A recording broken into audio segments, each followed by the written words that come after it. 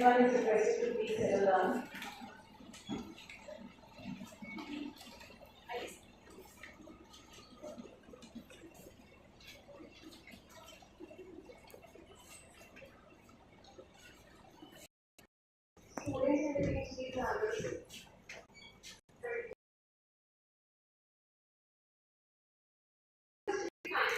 Yes, and have you studied management? Yes, because being a law student is studying like history, finance, management, and law all at once. Because ये jurisprudence नहीं आसान, बस इतना समझ लीजिए theories का दरिया है डूबते जाना है. Namaste and very good morning. Respected President and Charging Professor, Respected Director and Administration, our Dean of Faculty of Law and Governance, Professor Dr. Sanjay Sarna sir, Respected Director of Faculty, Professor Dr. Vidyapeeth, our chief guest for today's event, Shri Baji, the Chairman of today's event, Shri Sir, all the high dignitaries along with all the guests and the participants of the event, and the entire JVWU family. I, JVWU Gupta, pursuing BCom in the 4th year. I, JVWU Akshita Sharma, pursuing BBA and fifth year. We hold immense pleasure to welcome you all to the National Moot Competition 21-22. Our university organizes the National Moot Competition every year, giving the exposure to the students pursuing the law course, to the Indian court system, and giving the to-be advocates a stage to sharpen their skills. The students of Jayoti Vidyapeeth Women's University of Faculty of Law and Governance have created a remarkable space in the society. Like recently, one of our students, JVWU of 2014 batch, has qualified for the post of civil judge at Moot in Madhya Pradesh.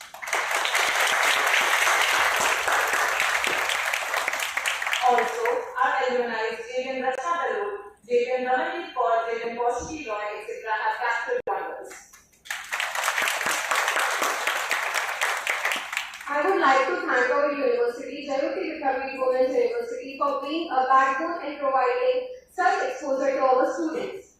I would also like to thank our Director of Faculty of Law and Governance, Professor Dr. Veena Devan Ma'am, for always believing in her students and standing by our sides in all possible ways.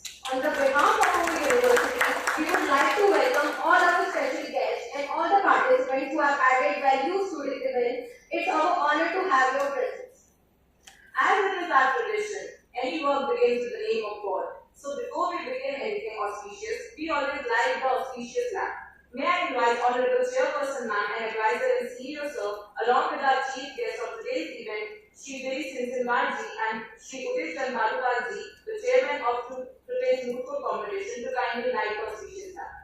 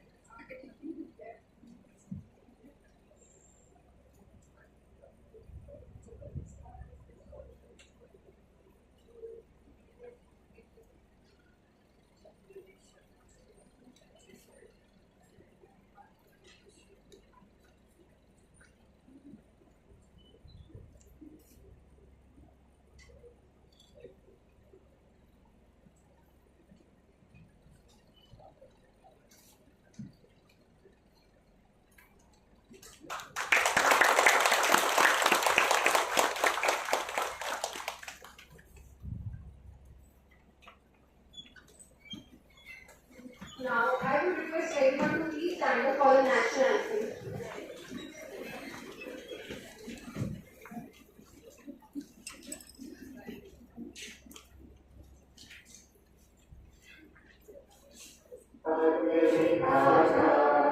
Punjab Sindh Vindhya Himachal Yamuna Ganga उच्चल जलधि तरंगा तब शुभ नामे जागे तब शुभ आशीष मांगे गाए सब जय गाथा जन गण मंगलदायक जय हे भारत भाग्य विधाता जय हे जय हे जय हे जय जय जय जय हे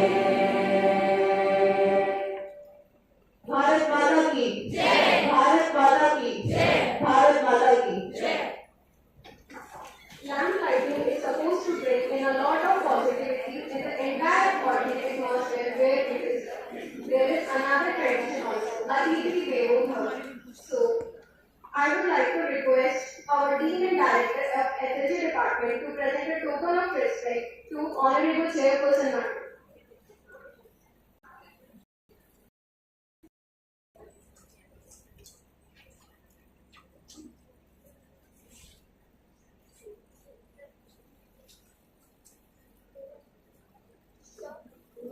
A huge round of applause, please.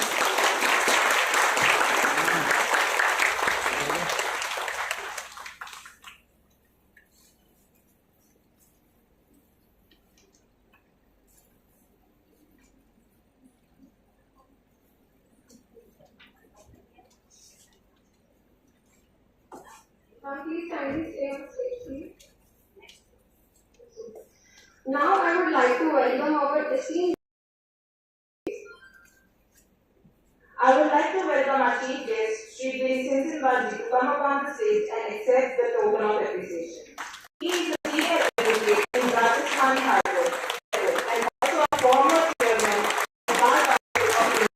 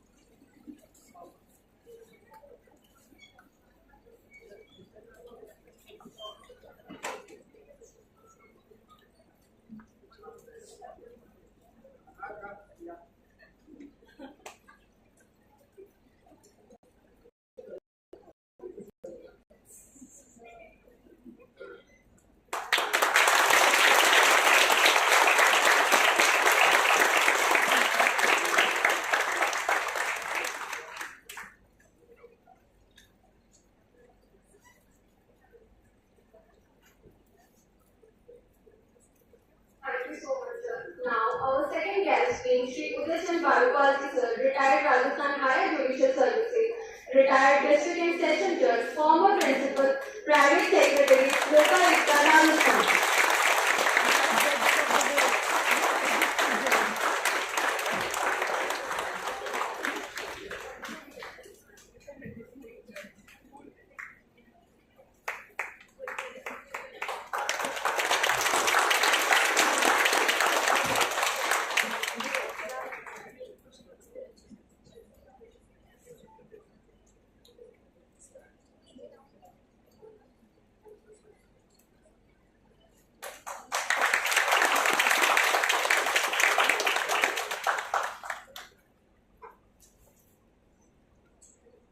Next, I would like to invite Ms. Chandrakanta Gupta, former district judge. Please come on the stage.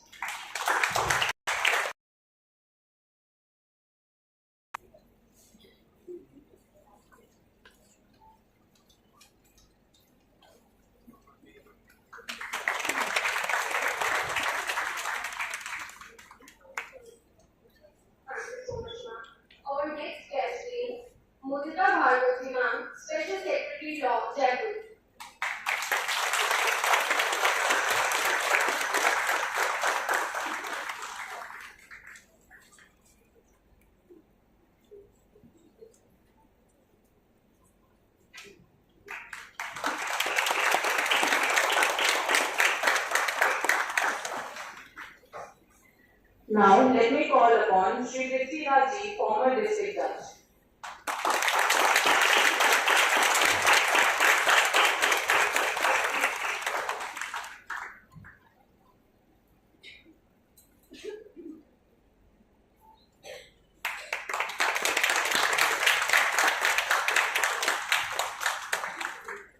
Thank you, sir. Next, Shri Chandrakant Gupta, sir, former district and session judge.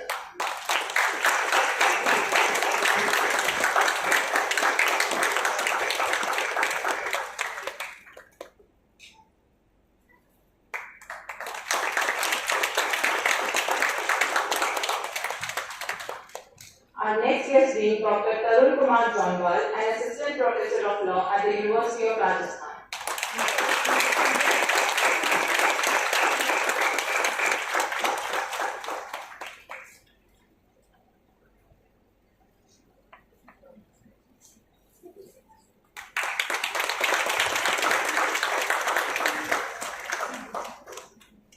Thank you, sir. Next guest is Dr. Uma Shankar Sharma, an assistant professor, Apex School of Law from Apex University.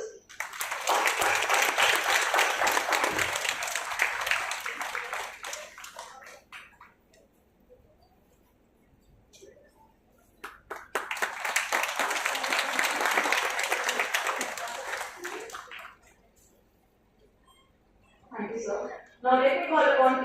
Sharma ji, an advocate of Rajasthan High Court.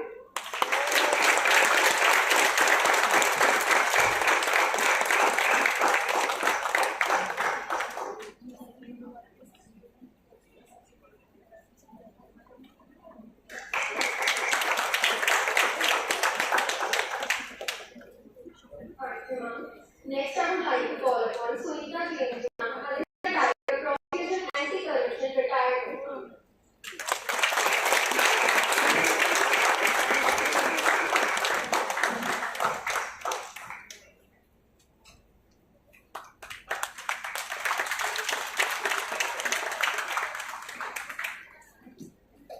Lastly, I would like to invite Shri Anand Sharma ji, advocate at Rajasthan High Court.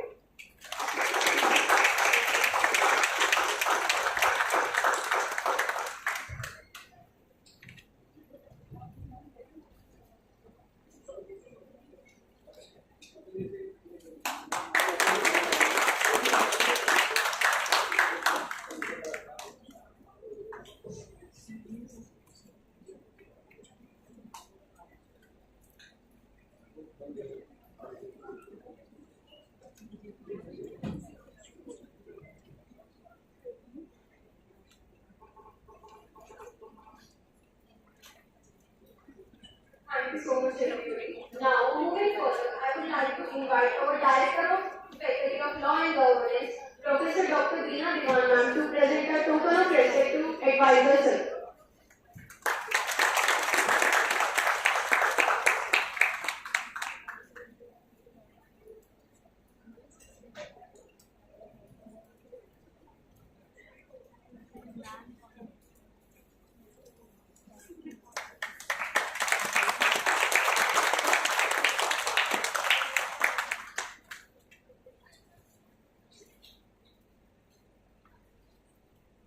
Ma'am, I request you to kindly welcome please. Namaste. Honorable Chairperson Ma'am, respected CEO and advisor sir, respected Chief Guest sir, ADCD Sinthiwar sir, Senior Advocate of Rajasthan High Court, former Chairman, Bar Council of India and Bar Council of Rajasthan, UC Vadupal sir, Principal Secretary of Lokayu and retired district and session judge, and today's competition chairman,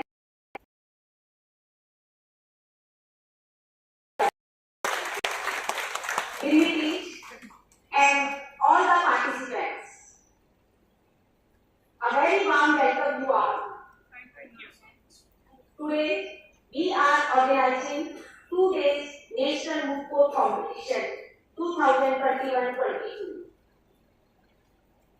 The main purpose of Moot Court competition activity to make the students aware of the court proceedings and who wants to career in judges, lawyers and arbitrators. And it also helps the students make research ability.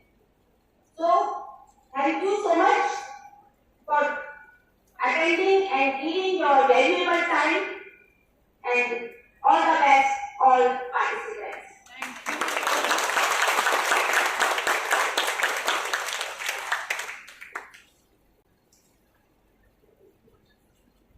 Now, moving further, we will invite our Honorable Advisor and CEO, Sir, to say a few words.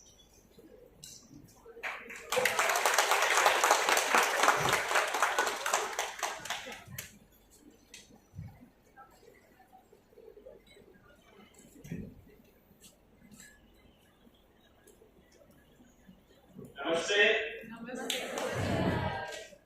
It is indeed a great pleasure to be present here. Every year, Jayoti Vidyapeeth, British University, organizes the National Moot Court competition for all our budding legal professionals. This year, once again, we are back with the National Moot Court competition for 2022. On this great occasion, I extend my sincere greetings to Honorable Chairperson, Mr. Nitesh Madam, our Honorable Chief Guest, Shri V. Singh Ji, the former Chairman of Bar Council of India, Bar Council of Rajasthan, and is currently a senior advocate at Rajasthan High Court. Also, the special guest, respected former District Judge, Shri Uday Chand Malpalji, all the respected jury members for the National Moot Court competition who have graced us with their presence at this event. I heartily also welcome all the students of Faculty of Law and Governance, Vidyapeeth University, and all the other participants from different law institutions who are also present over here. Moot Court competition is one such occasion where, apart from analyzing the legal issues, the interactions that will take place are going to provide the law students an opportunity to think and respond effortlessly, which is a quality that every aspiring legal practitioner must adopt for best practice. Also, such competitions boost the morale of the student and help them to gain confidence on putting forward their arguments during the competition and present their exemplary voting skills. I hope all the participants will experience great voting experience at our esteemed campus, and I add my best wishes to all the organizers, coordinators, faculty members, students for a successful conduction of the competition. Also, I extend my sincere thanks to the chief guest, special guest, and all the jury members for joining us at the two-day National Moot Court competition. Thank you, everyone.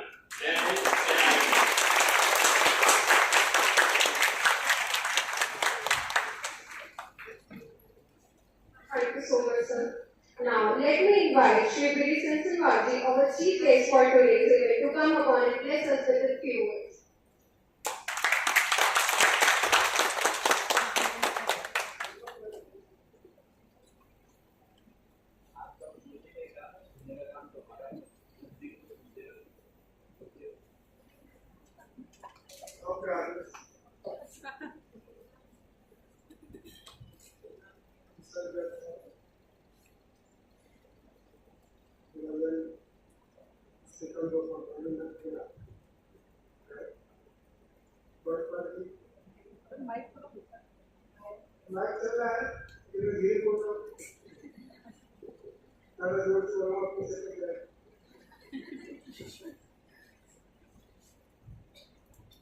मेरे सभी हितैषी साथी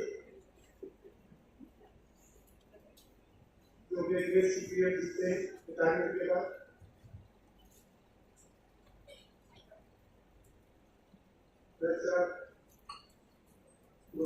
कहते हैं बच्चों सभी गानों पर रहेगा। सर्वप्रथम मैं प्रिय विचारों के लिए यहाँ आप लोगों से बोलने का मौका दिया। And I know that I have no words to express my gratitude to you.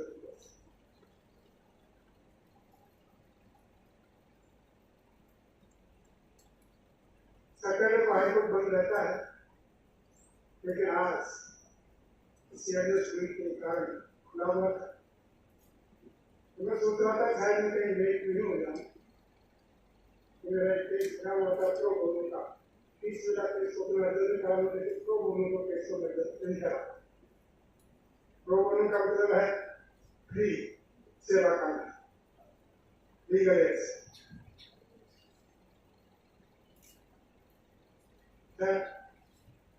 मुझे बहुत खुशी है कि यहाँ पर मूट का कंडीशन ये नहीं कराया जाता है, लेकिन सबसे पहले हमें सोचना है मूट क्यों किया जाता है, क्यों स्टार्ट किया, ये बात कौन सी रीजन्स क्या थे स्टार्ट करने के? What were the reasons to start the मूट?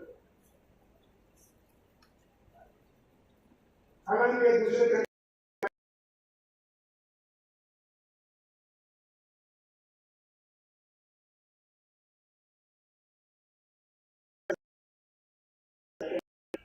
वहां पर जब पता चला कि यहाँ पर मूट कोर्ट से बच्चों को जब फायदा है, तब फिर हम लोगों ने इसको सिलेबस में इंट्रोड्यूस किया है।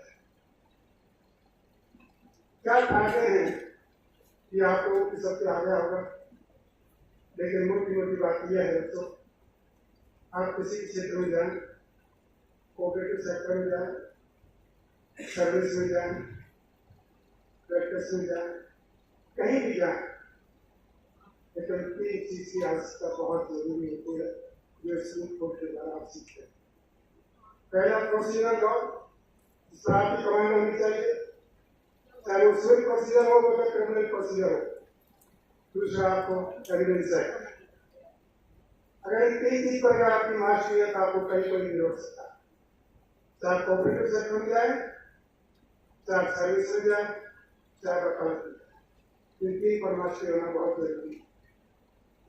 आप मूट कोर्ट में आते हैं, एक वकील आपके सामने है, एक तरफ आप है, उसमें आपके कॉमन सेंस की बहुत आवश्यकता होती है। ठीक है, आप घर से अपने फैक्ट्स लेकर गए होंगे, केस के फैक्ट्स आपके पास होंगे, लॉ आपके पास होगा, लेटेस्ट लॉ, ओवरऑल लॉ नहीं, लेटेस्ट लॉ आपको से होंगे, लेकिन साथ में कॉमन सेंस की बहुत जरूरत पड़ती है। आपको ये पता नहीं वो क्या पढ़ी कर रहे हैं। सिविल में तो प्लीडिंग होती है, मैंने जो केस पकड़ किया है उसका आप जवाब दोगे, रिटन स्टेटमेंट दोगे, तो आपकी प्लीडिंग आ गई, you can go beyond that pleading. लेकिन क्रिमिनल के अंदर प्रोसिक्यूशन केस बना के देते हैं, यहाँ प्रोसिक्यूशन के बैठे हुए हैं,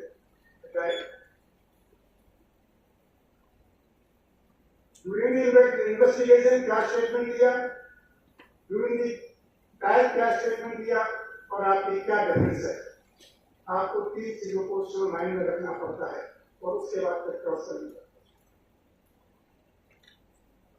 आप ये चाहो हम क्रॉस के लिए अर्जन करा लेंगे तो आजकल सुप्रीम कोर्ट बहुत रिस्ट्रिक्ट हो गया, तो कहते हैं उसी दिन होना चाहिए, उसी दिन होना चाहिए, डायरेक्शन दे दिए दोनों के सभी, ये चलता है कंजर्वेटिव हो जाता है। लेकिन हमें क्या रहना चाहिए, तो वहां आपके कॉमन सेंस की जरूरत पड़ती है कि आपको क्या क्वेश्चन एक्चुअल में पूछना है, जिससे आप जो डिफरेंस लेके आ रहे उसी तक सीमित रहे। अगर आपका question go out of your jurisdiction, out of your topic, if you are putting question to the witness, whole case will be dead, आप केस पूरा लूज कर जाओगे। आपको pin point you have to put the pin point और goals के लिए moot court है जहां आपसे सीखने का मौका मिलता है, इसलिए इसे स्टार्ट किया गया। आपको जज को समझने का मौका मिलता है, और द जज रिक्वायर्ड, जैसे माइंड को आपको करना पड़ता है, जज क्या चाह रहा है, अपोजिट काउंसिल के माइंड को करना पड़ता है, क्या क्वेश्चन मेरे आदमी से पकड़ कर सकता है जिसका मुझे जवाब देना है।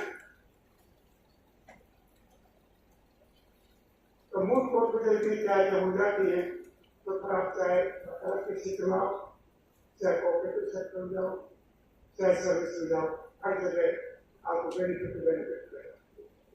अगर आपने नहीं तैयारी की है, मूट कोर्ट में नहीं आपने पार्टिसिपेट किया है, तो दोनों बच्चों में बहुत डिफरेंस होता है, बेसिक डिफरेंस होता है। ये basic difference between the students who participated in the moot court regularly yearly और जिसने पार्टिसिपेट नहीं किया है, उनमें बेसिक डिफरेंस आ जाता है, सोचने में आ जाता है, केस को तैयार करने में आ जाता है, how to prepare the case.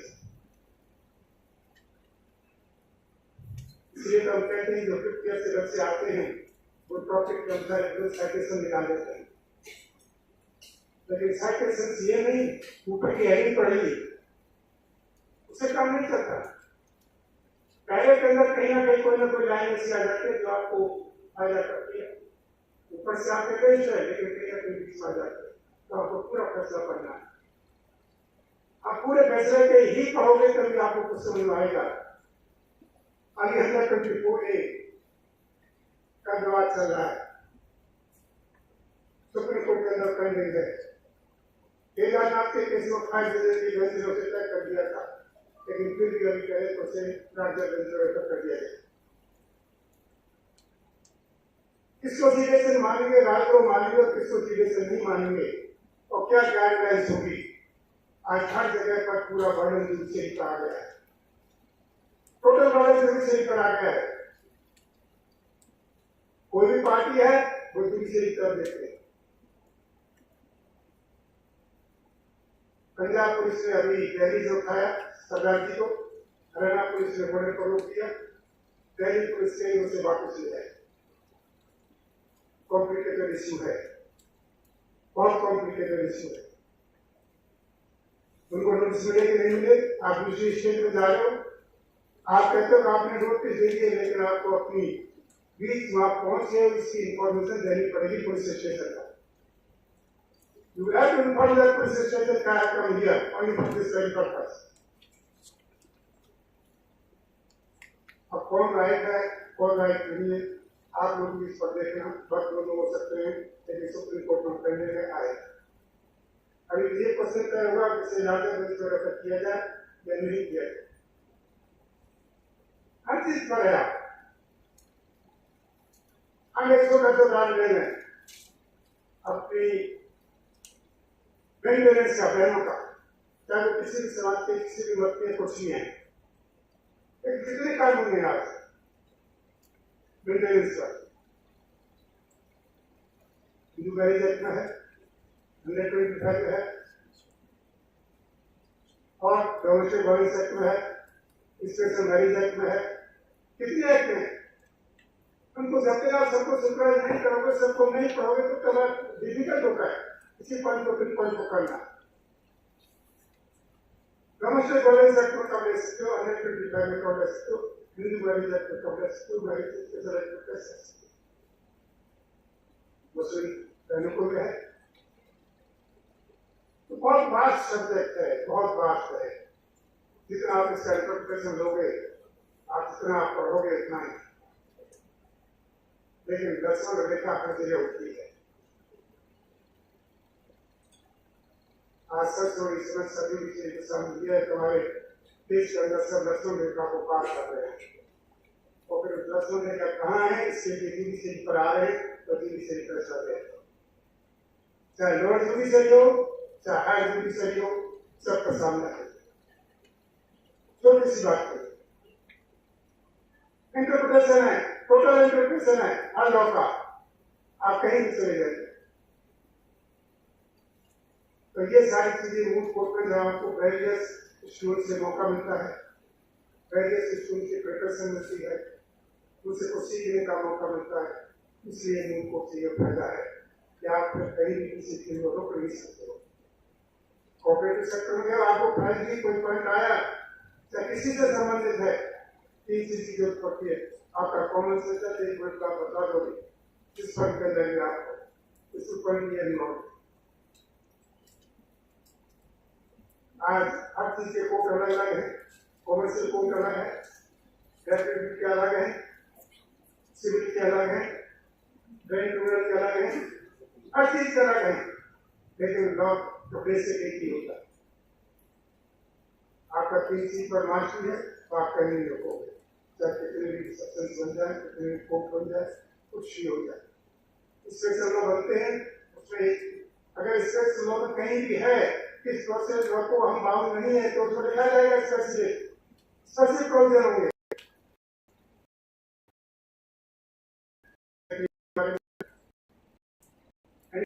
क्या है वो सेक्रेटरी के बारे में कितना है, क्या है, उसके भी इंटरप्रिटेशन होते हैं।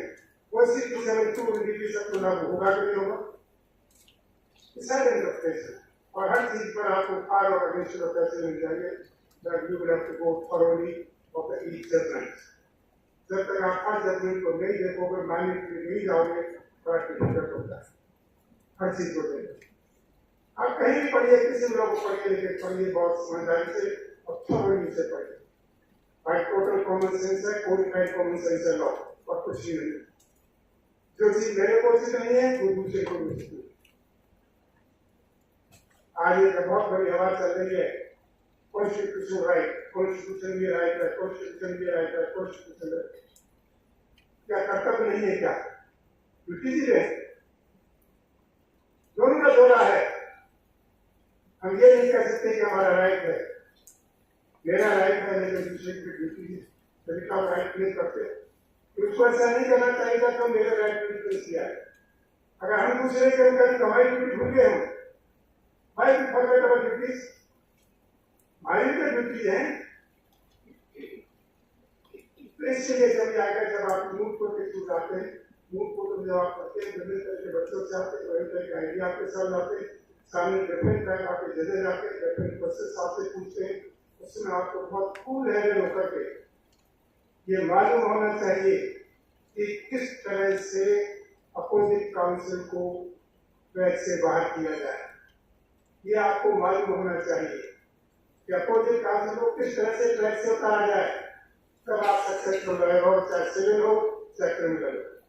आप लोगों ने मुझे बुलाया, समय दिया, उसके लिए बहुत बहुत शुक्रिया, बहुत बहुत धन्यवाद। Thank you, thank you.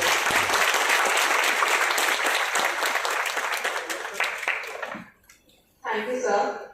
Now let me have the honor to call the chairperson of today's Moot competition, Shri Uday Chandalpal ji, to give a brief of the competition. Sir.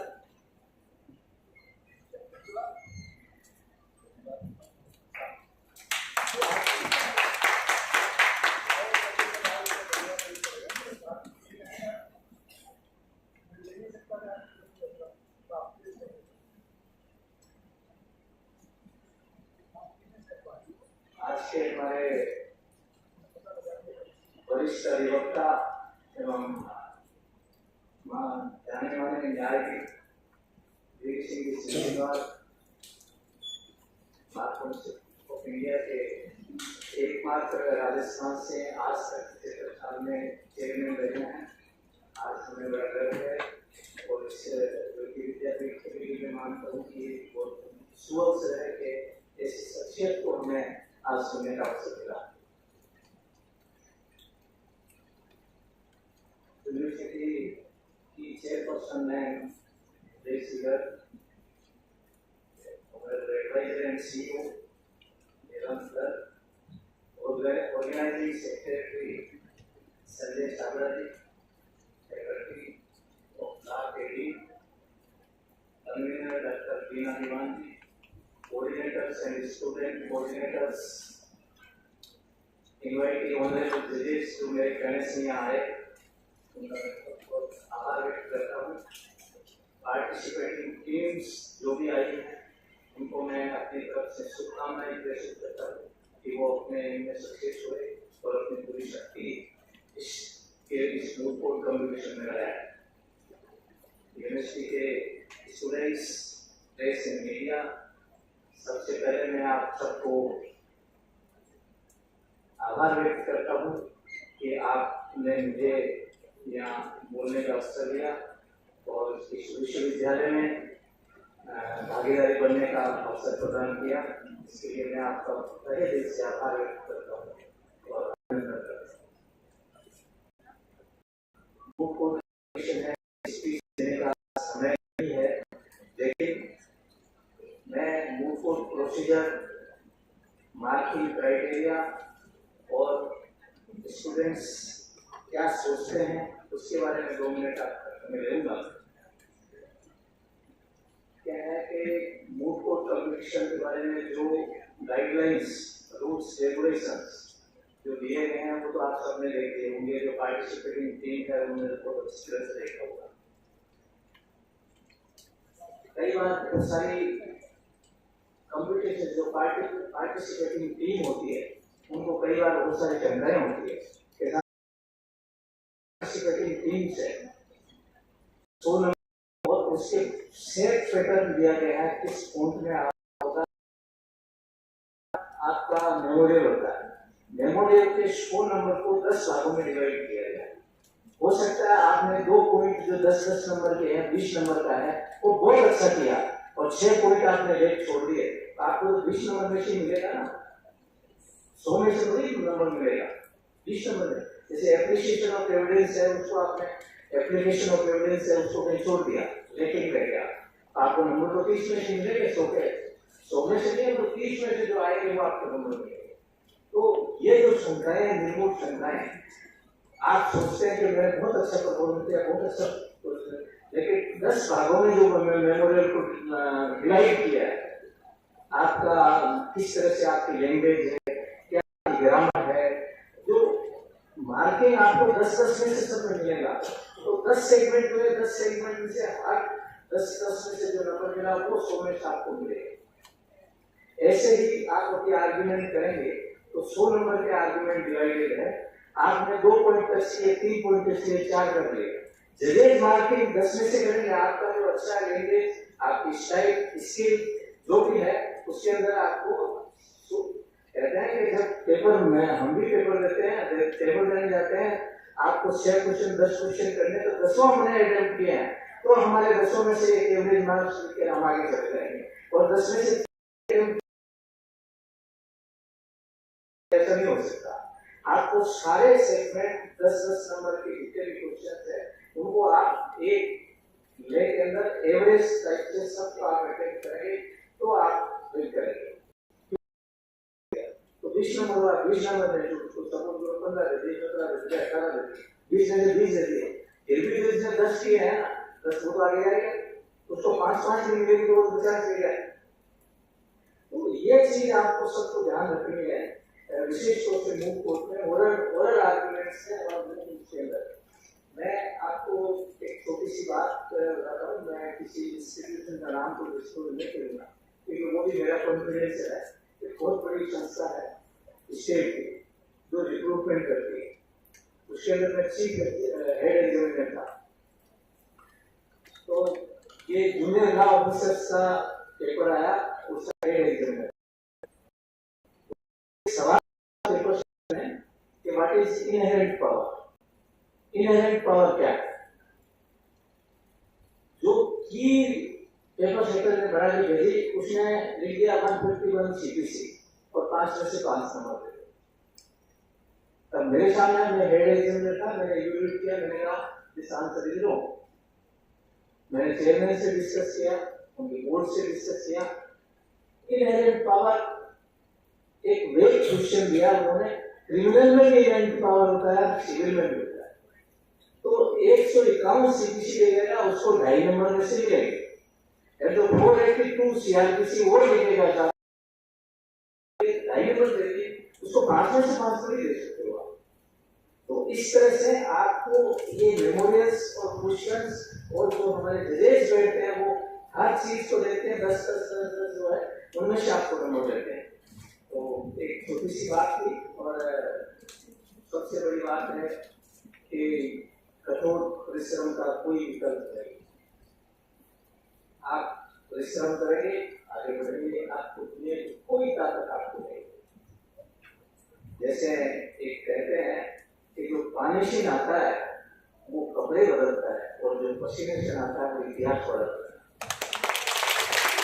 तो आपके लिए ये है कि आप नए स्टूडेंट्स हो, देश के नागरिक हो, आपको इतिहास बदलना है, इस तरह से मेहनत करते हैं।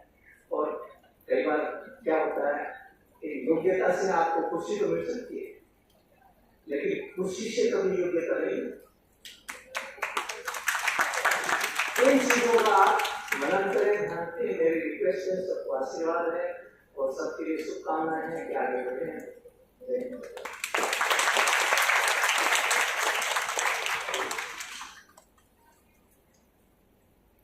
Thank you so much, sir. Now, I request our Assistant Professor Jayoti ma'am to introduce the teams and its ma'am.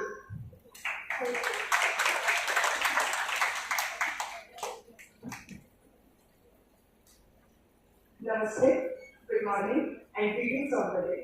I, Jayoti, Secretary of Law and Governance, cordially invite every dignitaries and everyone, the participants, my students, my faculty members, in the National Moot Court competition.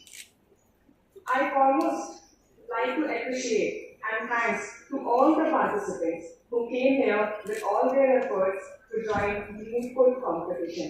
A big round of applause for them. I congratulate everyone and I wish all the teams very all the best so that you may compete nicely and win this competition. Now I would like to call each and every individual that is part of Team Code and please introduce yourself by coming up on the podium. Team Code number 011. Please come up on the stage and introduce yourself.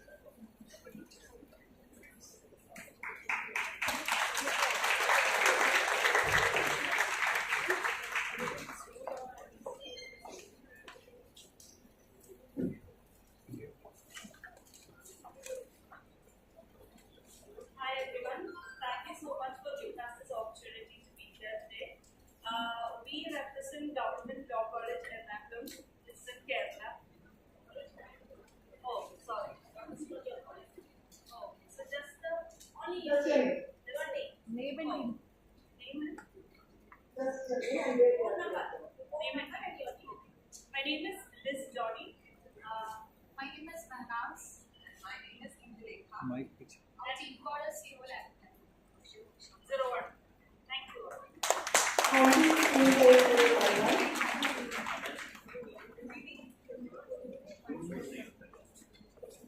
Team code number 012. Please come up on the stage.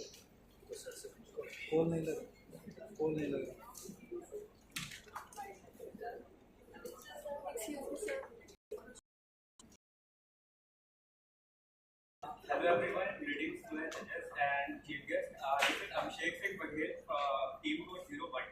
I'm Astha Parekh. Sadhu Rana, team code 01. Thank you. Thank you. Team code 012.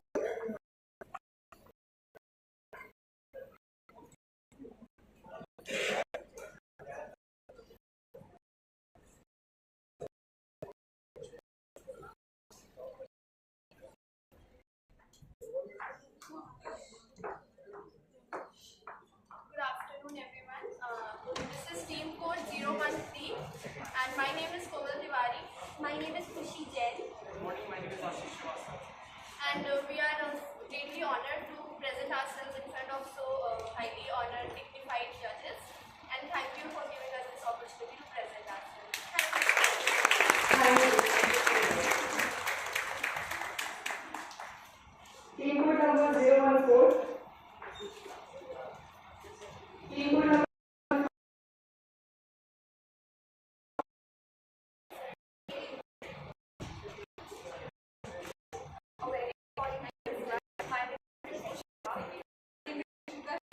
My name is Virendra Singh. And our team code is 014. Thank you, 014. Team code number 015.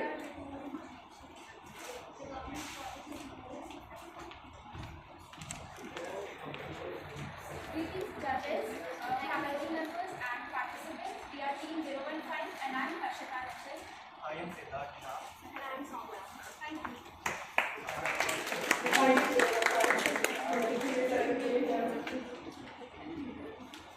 Team code number 016.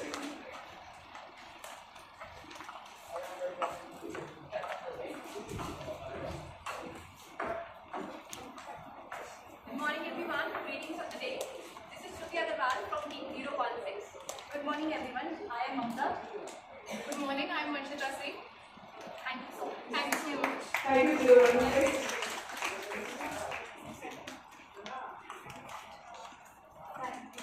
Team code number 017.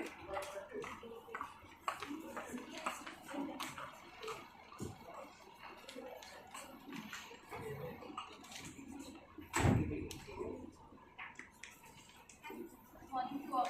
This is team code 017. This is Anish. Myself very much. Myself. Thank you, Vidyapeeth. Team code number 018.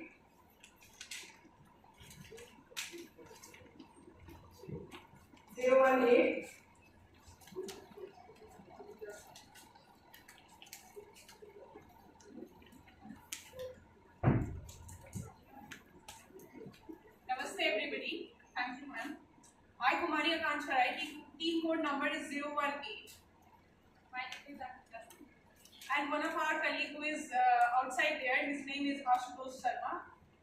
That's our team code. Thank you, Vidyapeeth. All the very best. Thank you for the participation. Team code number 019.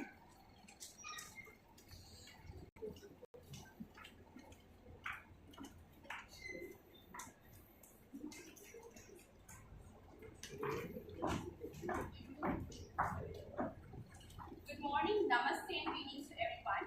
I'm much obliged and very grateful to present ourselves in front of such great dignitaries. Also, thank you so much for this opportunity, especially to Jayoti University. The hospitality over here is very great. My name is Abhisha Rai. I'm Abhisha Rai. My name is Vishaka Chandra. My name is Ayushi Radhavan and our team code is TC019. Thank you. Team number 020.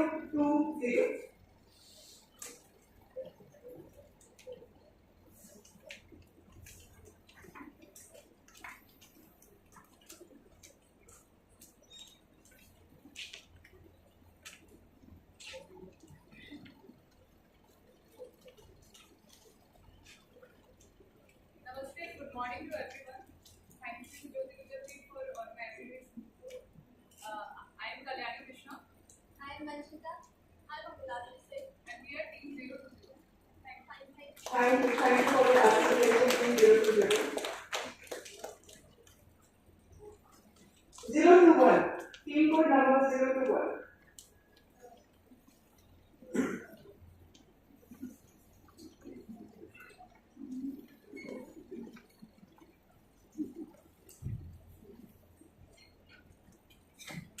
Namaskar everybody. My name is Mili Trivedi and our team code is 021. My name is Anushri. My name is Sunil Kumar Bhatt. Thank you, everyone.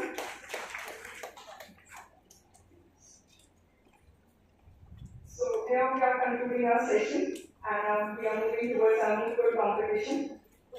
All the very best to each and every participants. I hope you all will succeed either in the best mooter, the best researcher, the winner or the runner-up. So all the very best. Thank you so much. Please proceed to the Where we have to proceed now?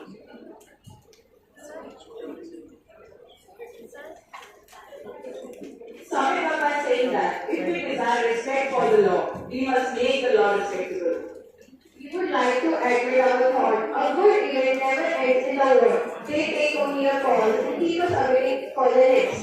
Thank you for being a lovely audience. Thank you so much. I would request all the team members to come up on the stage. And our chairperson, ma'am, please come on the stage as the chief guest.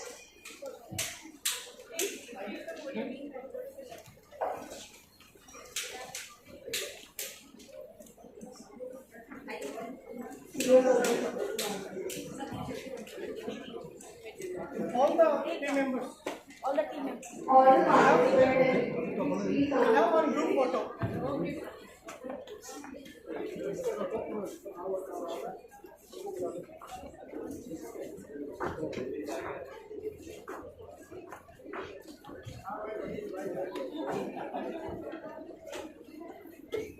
पीछे लगाओ sir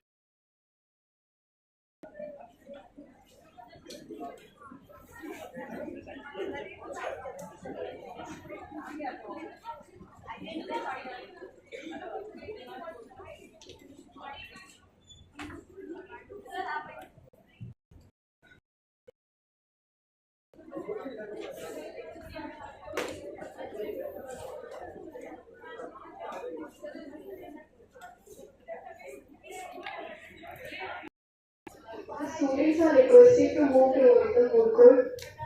Kindly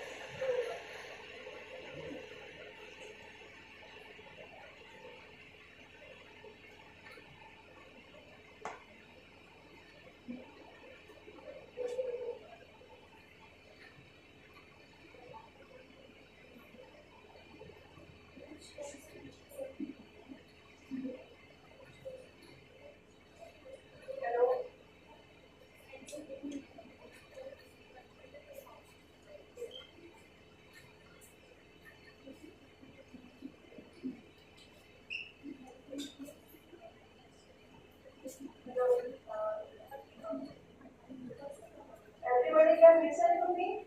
Yes, ma'am. Hello.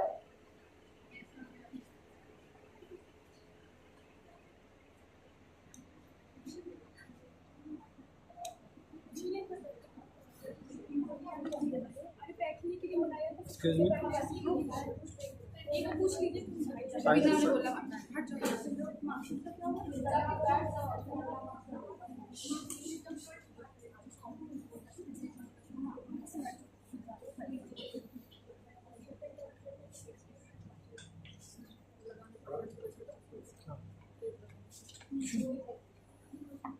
हमें सब में जाना है, सब में घूमना पड़ेगा सब में। अच्छा Allow me the permission to enter the statement of facts before the Lordship. Much obliged, Your Lordship. Your Lordship, Charity, who was a young advocate, was very ambitious about her work and worked very people at free of cost. Your Lordship, was 17 January 2020, around 9:30 p.m. She was returning from workplace on scooty, where she noticed four men desperately asking for help beside the highway. She stopped her scooty, and the two men told her that they were tourists and one of their friends was lying injured at a distant place. She got down from the scooty to help, and two of them accompanied her to a distant secluded place. Suddenly, the two men who asked her for help, accompanied by two other men, came towards her and started touching her in the wrong way. Your Lordship, she got scared and slapped one of them. The man got angry and dragged the girl to a distant place and raped her one by one. In a fear of getting caught, the four men put petroleum on her body and burned her alive. Your Lordship, the partly burnt body was found at an underpass highway by a farmer around 6 p.m. By looking at the CCTV footage, the police saw some places where the recorded timing showed around 10 p.m. based on the investigation. Based on the police investigation, Your Lordship, four accused, that is the Rajesh, Javed, Naveen and Keshav were arrested. On 24 January 2020, the police presumed that apology, my lordship, the police presented the four accused in front of the local magistrate and got 7 days remand for the further investigation. On 3rd February 2020, the media flashed the news that the four accused had been shot dead by the police while they were being taken to the court. The interview stated that Naveen and Keshav snatched the revolvers from the constables and jumped out of the police van and fired 2 rounds in the air. Your Lordship, Javed and Rajesh also tried to escape. The police had to shoot down the four accused. The families of the deceased and human rights group alleged that the police took law into their hands, terming this as an extrajudicial killing.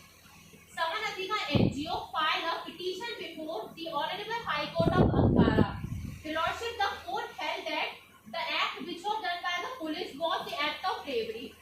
The families of the accused filed a writ petition under the provision of the 32 of the Republic of India's Constitution. The NGO, after the judgment by the Honorable High Court, approached the Supreme Court. If your Lordship is satisfied with the above fact, the Council seeks permission to proceed with the statement of jurisdiction. Much obliged, Your Lordship. The petitioner hereby approaches the Honorable Supreme Court of India to hear and adjudicate over the matter under Article 139 read with Article 32 of the Constitution of India. If Your Lordship is satisfied, the Council seeks permission to move to a statement of charges. Much obliged, Your Lordship. Your Lordship, there are 4 main charges involved in the present case. That is, there is a violation of the fundamental rights. Police are accused of fake encounter, extrajudicial execution, and of murder. Your Lordship, the Council will be dealing the first 2 charges and will be speaking for 15 minutes, and the co-counsel will be dealing with the rest of the charges and will be speaking for 15 minutes. Humbly serving 5 minutes for the rebuttal and sub-rebuttal. Your Lordship, the Council seeks permission to proceed with the argument at once. Much obliged, Your Lordship. Your Lordship, charge number 1 states that there is a violation of the fundamental right of the accused person. It is humbly submitted that the writ petition filed by the Saman Adhikar and others is maintainable under Article 32 of the Constitution of India. It is contended that they have the locus standi and there is a gross violation of the fundamental rights of the accused person. The petitioner will be dealing this charge in the 2-fold manner. That is, first is the violation of fundamental right. Article 41 basically states that the state shall not deny to any person equality before the law or the equal protection of the laws within the territory of India. Your Lordship, there is a gross violation of the fundamental right and the Constitution. And if Your Lordship, before moving further, the Council seeks permission to explain the extrajudicial killing. Much obliged, Your Lordship. Your Lordship, extrajudicial killing is basically a term to describe extrajudicial killing by the police or the armed forces when they encounter the alleged criminal or the suspect gangster. Encounter killing basically violates the fundamental right of the criminal, as every person has a right to life and liberty, which can only be deprived following the procedure established by the law under the Article 21 of the Constitution of India. This right extends to all persons, including fair investigation and trial, even if a person is accused of a heinous crime, thereby safeguarding the equality before the law under Article 40. If Your Lordship, please may refer to page number 14 in footnote number 2. In the case of Satyavani Ponrai versus Abdul Raj, the Supreme Court held that a fair investigation is mandatory under Article 40, 21 and 39 of the Constitution of India, and there is not only a constitutional right but also a natural right. Your Lordship, however, in fake encounters, the police assume that the role of judiciary without giving a proper chance to the accused to be heard at an appropriate judicial forum, hence violating the principle of odi atra patram. Any state's action which is against the principle of natural justice is violative of Article 21. Your Lordship, so it is the responsibility of the police to follow the constitutional principles and uphold the right to life of every individual, whether an innocent, law-abiding citizen or a dreaded criminal. Your Lordship, in the case of People Union for Civil Liberties versus Union of India, it was held that the petitioner filed a writ petition under Article 32 for issuing a request for an appropriate judicial inquiry into the fake encounter by Impal police in which 2 persons were killed. The Honorable Supreme Court held that the encounter clearly violated the right of life guaranteed under Article 21 of the Constitution. Your Lordship, the Supreme Court in the another case, that is of Prakash Singh versus State of Punjab, clearly stated that no prior sanction is required whether the act has been carried out for the personal benefit. Here it is clearly shown, Your Lordship, that the police has done the act with personal benefit to show the heroism and to get the public attention. Your Lordship, 2014, the Supreme Court in PUCL versus State of Maharashtra and others reiterated the killings in the encounter by police affect the credibility of the rule of law and the administration of the criminal justice system. The Supreme Court also charged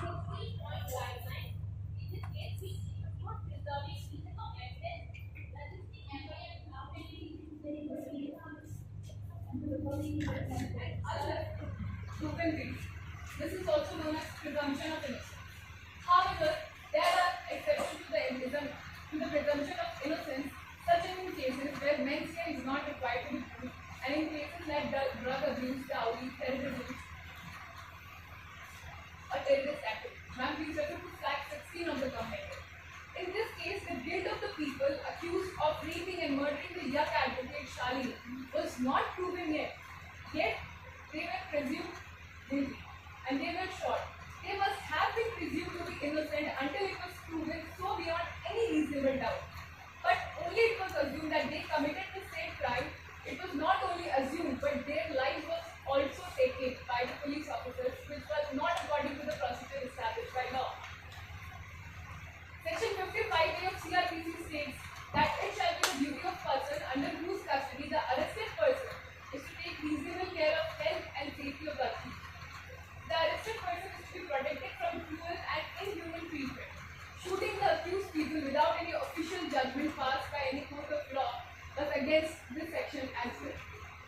The counsel for the petitioner concludes that there was existence of manifested arbitrariness that could serve as a ground to declare the impugned act as violation of fundamental rights. The counsel seeks permission to proceed with the second issue. Much obliged, my lord. Whether the police can be accused of extrajudicial execution. The petitioner contends that police should be accused of extrajudicial execution. It is submitted that each statute carries with it the presumption of legality, and the burden of proof lies on the respondent. Sub-issue 1. The meaning of extrajudicial killing. On 3rd February 2020, when the four accused in this case, namely Naveen, Keshav, Javed and Rajesh, were being taken to the court, were shot dead. It was said that Naveen and Keshav snatched revolver from the constables, fired 2 rounds, jumped out of the vehicle and fired 2 rounds in the air. Their accomplices Javed and Rajesh also tried to escape and followed them. As the police say, it was to stop their escape that they had to shoot them down. But taking their lives wasn't a bit too harsh. Taking the law in their hand and shooting their dead was not the right thing to do. The police here can be accused of extrajudicial killing, as the accused were executed before receiving any orders from the court of law of any such execution and before their guilt was even proven. The Torture Victim Protection Act (US) defines extrajudicial killing as a deliberated killing not authorized by a previous judgment by a regularly constituted court, affording all the judicial guarantees which are recognized as indispensable by civilized people. Such term, however, does not include any such killing that, under international law, is lawfully carried out under the authority of a foreign nation. Now, please refer to flag 33 of the compendium. In our case, we have to note down that there was no previous judgment pronounced by any court that is regularly constituted to shoot down the accused people in the manner they were executed. The narrative given by the police that they were unarmed and that they shot down the accused in self-defense sounds like a stale script that is used all over the country. The narrative of defenseless cop versus unarmed accused men raises many questions. How it is that unarmed and presumably handcuffed accused men managed to overpower and destabilize a trained police group? Could they not have shot the men in a non-fatal way, given that the police were armed and trained to do so? The council seeks permission to invite my co-counsel to deal with the other 2 issues. Much obliged. The council seeks permission to approach the podium. Much obliged.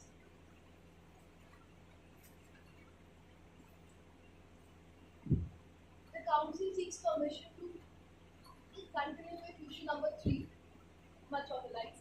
Whether the police can be accused for fake encounter. The petitioner contends that the police can be accused for fake encounter. It is submitted that each statute enactment carries with its presumptions of legality and burden of proof lies on the respondent.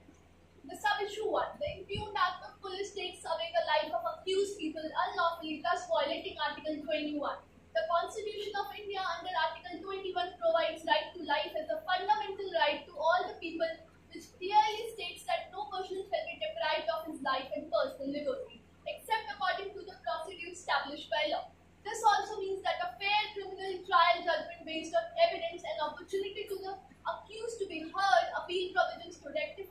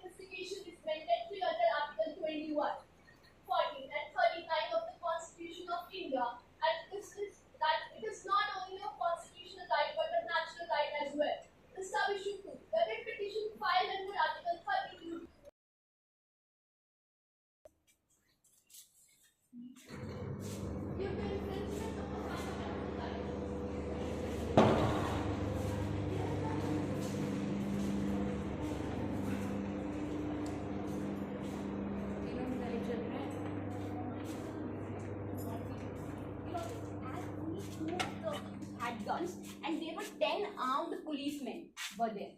So, Your Lordship, this is unreasonable that there will be apprehension of death in the minds of the police officers. Your Lordship, how is it possible when 10 armed policemen were there and 2 of the accused tried to escape? So 10 armed policemen had an apprehension of death in their mind, and the condition raised to such that they had to shoot down those 4 accused instead of catching them. Yeah, Your Lordship, as it is claimed by the policemen, they are claiming that 2 of the accused have snatched the revolver in the premises. So there is apprehension, every apprehension. Lordship, but considering the quantum of proportionality, Lordships, there were 10 armed policemen. Lordships, and only 2 of the accused had guns. Lordships, if they would have tried other measures, Lordship, they could have catched them instead of causing death of the 4 accused in a brutal encounter. Lordships, thirdly, in the case of Madan versus State of Madhya Pradesh, the Honorable Court has held that the right commences as soon as a reasonable apprehension to danger of the body arises from a threat to commit the offence.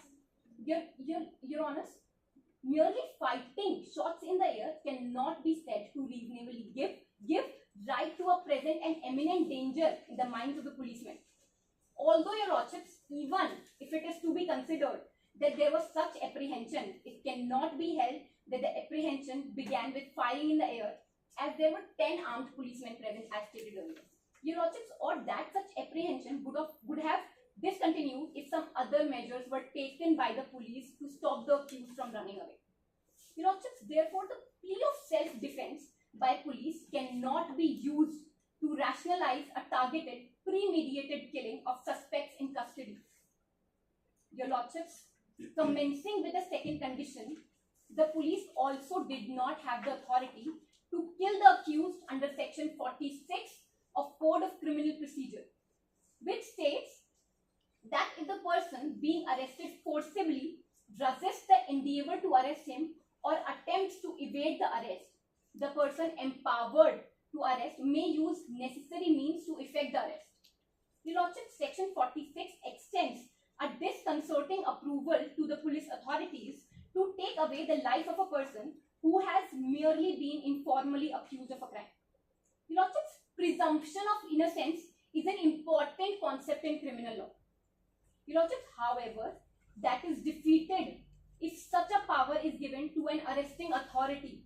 Your Lordship, all of the accused are innocent until proven guilty. Your Lordships, it has been held in the case of Rohtash Kumar versus State of Haryana that merely because a person is dreaded criminal or is an accused of offence, the police officers cannot kill them in cold-blooded murder. Your Lordship, and the policemen must have made all the efforts to arrest them. Your Lordship, but in the present matter, the police has made no other efforts to stop the accused from fleeing away and shot down all the 4 accused brutally. Hence, Your Lordship, the police cannot rely on section 46 clause 3 of Code of Criminal Procedure to justify the encounter, for they cannot plead that causing the death of an accused in the absence of provocation is a sovereign state function. Lordships, all of this is humbly submitted, and now I would like to call upon my co-counsel for further submissions. Thank you so much, Your Lordships. It was an honor pleading before the bench.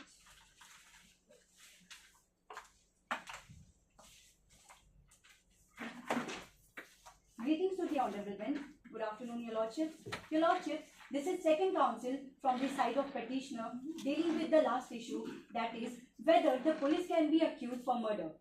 Your Lordships, today the council's endeavour is to tell the court that respondent, herein the police officers, has purposely encountered all the 4 accused alleged of rape and murder of a young advocate, Miss Shalini. And Your Lordship, the essential ingredients of murder are getting satisfied in the present matter, and to prove the same, Your Lordships, the council shall be making the submissions in 2-fold.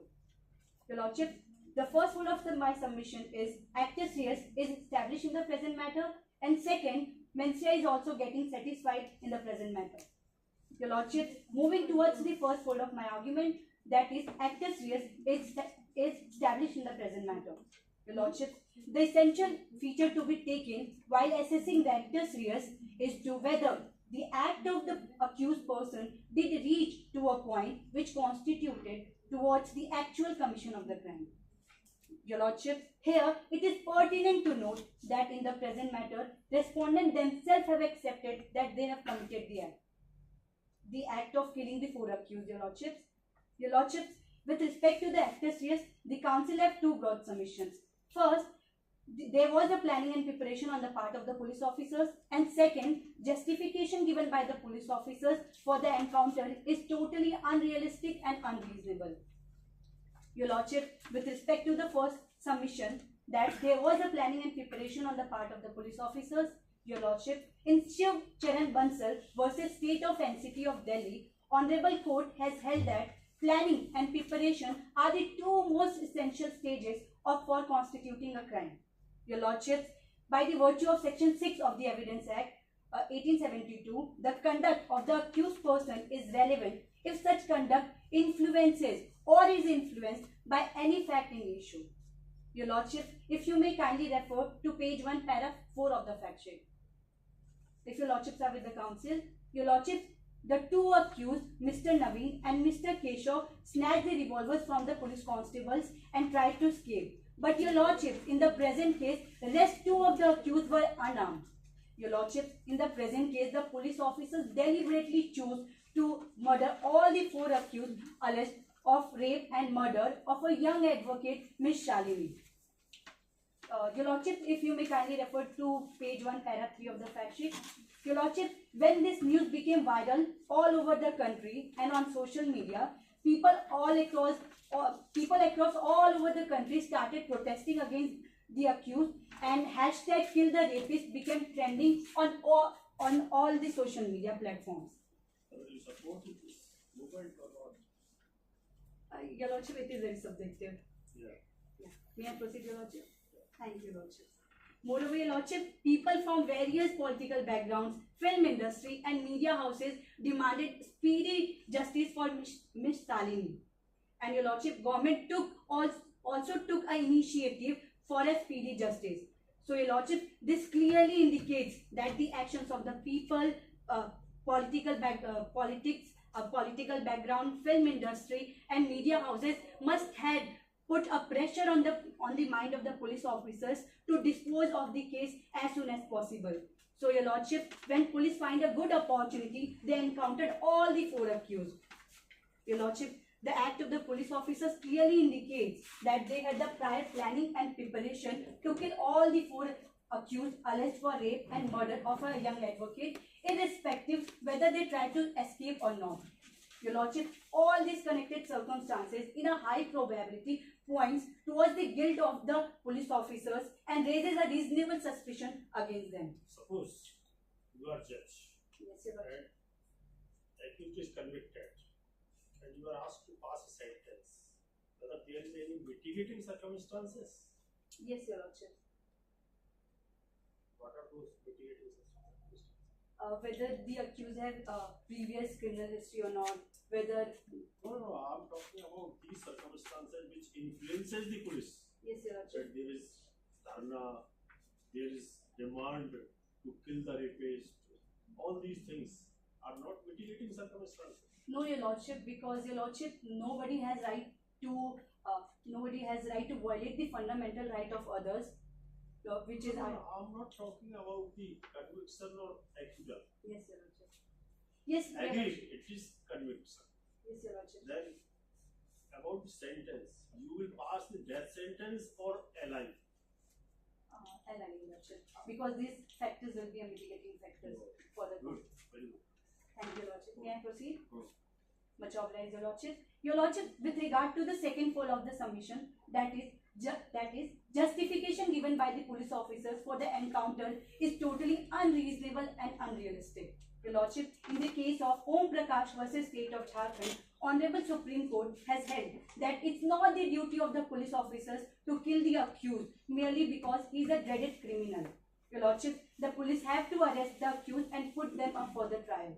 But Your Lordship, in the present case, the version of the police officers is that two of the accused snatched the guns from them and then they tried to escape. But Your Lordship, it is practically impossible to get 2 rounds in the air in the presence of 10 armed police officers.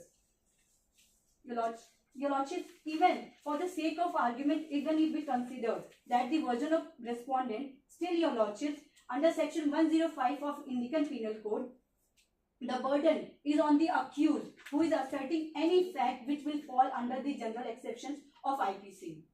Your Lordship, in the present case, police officers did not produce any witness or any evidences which can show that their story is true. Also, Your Lordship, the current story of the police officers cannot be believed.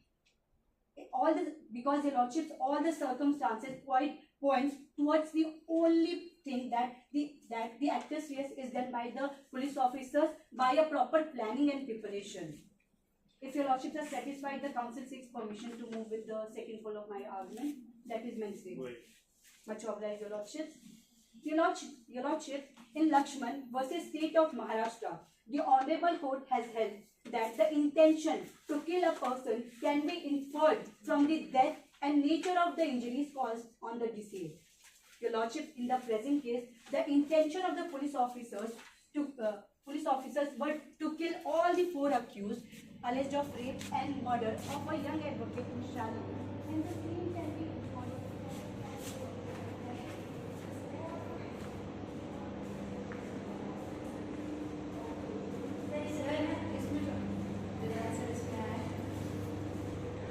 and issue 2 stating by my co-counsel. Issue 1. Whether the fundamental and human rights of an accused person were violated or not. The petitioner humbly submits that since the action of the police by the authority forms a valid law, so it can never be an arbitrary action or violative of any fundamental rights of the accused. As the police action does not violate the fundamental rights of the accused, the respondent contends that the encounter of the 4 accused was done in the accordance with the previous laid down in the CRPC and facilitated every right which is available on the accused individuals, and in doing so the police was justified. My lord, police action was not in violence of Article 12 as it was according to the procedure established by law. Your Lordship, the Indian Constitution guarantees to citizens right to life and the personal liberty against the arrest of power and the state, and in the same time it provides the state to deprive a person from life of person liberty. But it is within the scope of procedure established by law. I like to humbly submit that please refer to the footnote 6 DK versus State of West Bengal AIR 1997. In that case, it was held that which is constitutionally imposed on Article 19 of Indian Constitution guaranteed that the freedom, it is important that here the arrest has been made within the constitutional parameters and in the mind guidelines laid down in the DK Vasu's case. Issues number 2. The action of the local police, as our learned counsel mentioned, that the dose does not violate rule of law, human rights, because the rule of law as well as international standards of human rights imposes a duty upon the states take place means to the prevent and the punish brutally by the police methodology, and the state bound to oblige by such duty if any accused is violating any fundamental right, because in that case it was the violation of heinous crime. Your Lordship, it is infringed in the certainly not a violation of rule of law, but it was a jurisprudential principle of salus populi is suprema lex, that mentioned that the police welfare is the supreme law and salus res publicae is suprema lex. The safety of the nations is supreme law. I like to mention that, Your Lordship, in issues 1, sub-issues 1.21, it was stated that the police facilitated the rights of the accused during the custody. The 4 people arrested in the case, namely Naveen, Keshav, Javed and Rajesh, were accused of a crime and arrest after the proper investigation by the police, and none of their rights were violated, but rather facilitated by the police officials. The police officials followed the procedure established by law, and the 4 people were presented within the 24 hours before the magistrate.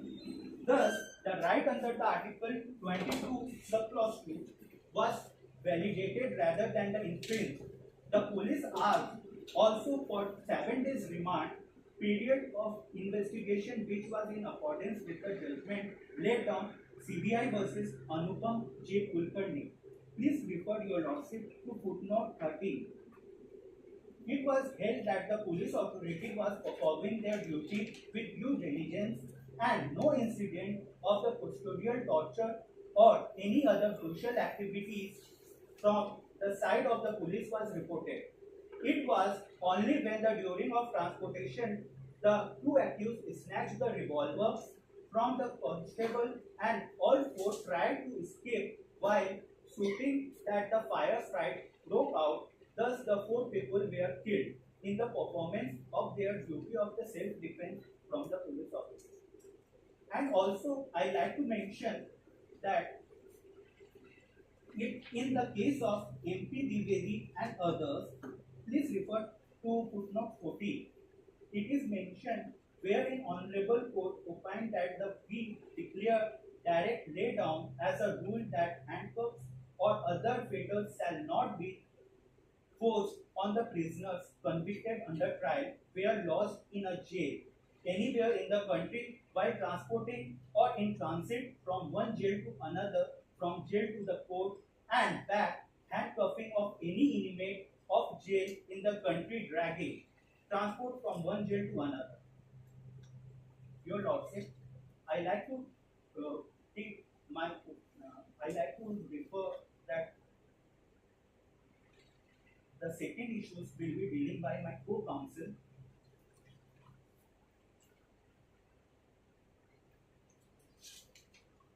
Much obliged. There are certain provisions which provide in the certain circumstances you can sit down the problem. Please, your lordship.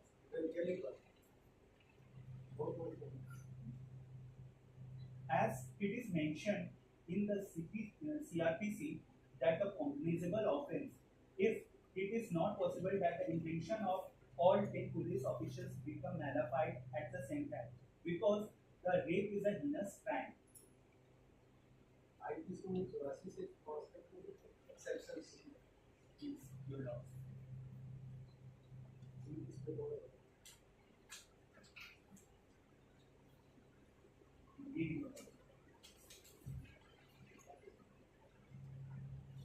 I like to call my co-counsel. Much of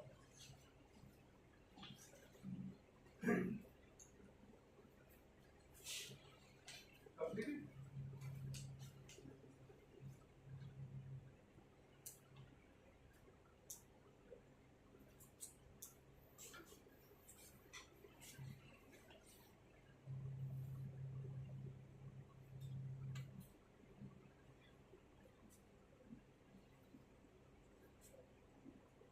May it please this Honorable Court, this is Counsel number 2 of team number 015 appearing on behalf of the respondent in the case of Saman Adhikar versus Union of India. If it would be of no inconvenience, may I please refer to the bench as your lordship. Much obliged. The counsel seeks permission to continue from where my co-counsel left and begin with issue number 2. Much obliged. Issue number 2 says whether the actions of the police were justified or not. Lordship, it is a known fact that as per Schedule 7 of the Constitution, police holds the power to maintain law and order in the state, protecting the rights of the common man. They have the rights conferred to them to protect the public at large. According to the facts of the case, while being taken to the court on 3rd January 2020, all the 4 accused, namely Naveen, Keshav, Javed and Rajesh, were sitting in the police van. But on the midway, Naveen and Keshav snapped the revolver from the constables and jumped out of the vehicle, firing 2 rounds of gun in the air. The police officers, in order to protect themselves, shot all the accused, in result of which they died. The actions of the police were not a fake encounter, but an action protected and justified within the ambit of law and according to the statutory powers conferred onto the police by the procedural law of Republic of India. But unfortunately, the act of the police, they should be applauded for their bravery and in the public interest and named as a fake encounter, which is nothing but planned conspiracy to demoralize the morals of the police. According to Section 100 of IPC, the right to private defense of the body extends to the voluntary causing of death or of any other harm to the assailant if the offence which occasions the exercise of the right be of such an assault as may reasonably cause the apprehension that death will otherwise be the consequence of such assault. Time and again, the Supreme Court has established the same about the right of private defense. In Arjun versus State of Maharashtra, the Supreme Court held the right of private defense extending to voluntary causing death is available only if the accused show that there were circumstances giving right to reasonable grounds of apprehending that either death or grievous hurt would be caused to him. And in the instant case, the fact shows that the accused who can rape and burn a body of a girl who didn't even harm them can definitely kill the policeman who arrested them. My lord, it is a human tendency that whenever a person is attacked, where there is a fear that he might get killed, or he or she tries to use all the necessary forces available to them. Here, when the accused shot the fire, it was the responsibility of the police officer to resist the accused from escaping in the interest of the public as well as to protect the other police officers. Otherwise, the result would have been very disappointing. In Dev versus State of Punjab, the Supreme Court held that the right to private defense against an assault causing apprehension of death or grievous hurt may come to an end only when the apprehension of danger has been entirely removed. In James Martin versus State of Kerala, the Supreme Court held that the person who is apprehending danger cannot weigh in golden scales on the spur of the moment as to what amount of force is required to ward off the threat of the assailant. The second part of the issue deals with natural justice which has not been violated by the police officials. Application of the principles of the natural justice can be excluded to the extent of the interest of just, fair and reasonable decision making. In Balco Employees Union versus Union of India, the Supreme Court established that the principle of natural justice has no role to play in those situations where police considering the public at large were to be undertaken. Here, the police action was to prevent the escape of the 4 accused criminals for the public safety, welfare, and in the course of duty of the police officers, and thus it shall fall in the exception of the natural justice. My lord, the council humbly submits that as the respondent has submitted all the submission and proof that fundamental rights of all the 4 accused has not been violated and their altercation with the law got punished only in accordance with the procedure established by law, the perpetrators of heinous crime against the estate of Indica do not deserve to be compensated. Thus, the estate of Indica is not liable to pay the compensation as the estate has not infringed their fundamental right of life and liberty. The right to compensation, a fundamental right, is a part of right to life with dignity.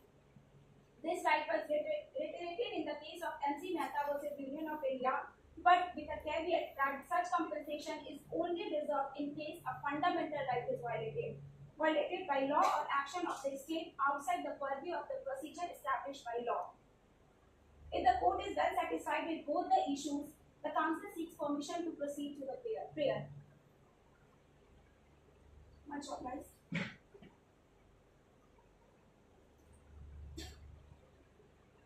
In the light of the issues raised, arguments advanced and authority cited, may this honorable court be pleased to dismiss the petition filed by the petitioners against the respondent authorities, exempt the police officers involved in encounters from unreasonable investigation, uphold the judgment passed by the Honorable High Court of Ankara justifying the encounter as lawful, exempt the Government of India from any obligations of compensatory damages to be paid to the families of the 4 accused involved in the encounter, and or pass any other order as it deems fit in the interest of justice, equity, and good conscience, and for this the respondent as in duty bound shall compensate.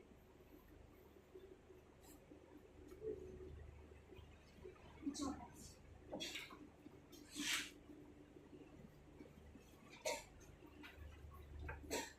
Lordship, the Council seeks permission to move towards the rebuttal round.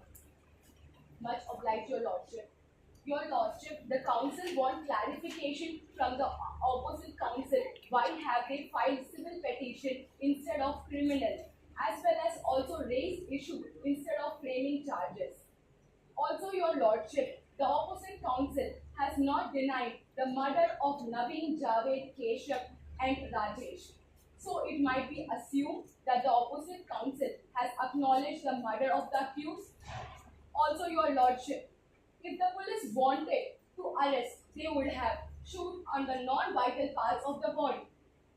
Besides, not even a single policeman was injured in the incident. If there was really cross-firing, as it is alleged by the respondent in page number 13, 1.21, at least one of them would have got injuries.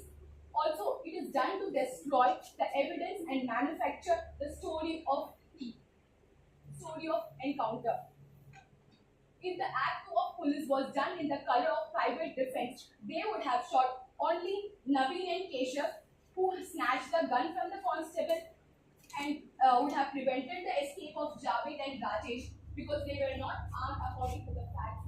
And they would have been arrested.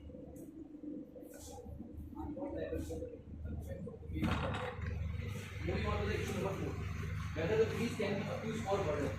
Now, it is humbly submitted before the Honorable Court that such action by the police officers is not an outreach of the powers conferred to them and also does not constitute as culpable homicide amounting to murder. Section 43, clause 6 of the CRP, as mentioned by my co-counsel, please authorize the police to use force extending up to causing of death as may be necessary to arrest the person of an offence punishable with death or imprisonment of life. The section 46 of CRPC states as follows. First, in making an arrest, the police officer or other person making the same shall actually touch the or confine the body of the person to be arrested unless it is submission to the custody by word selection. Now, a point to be noted in the clause 2.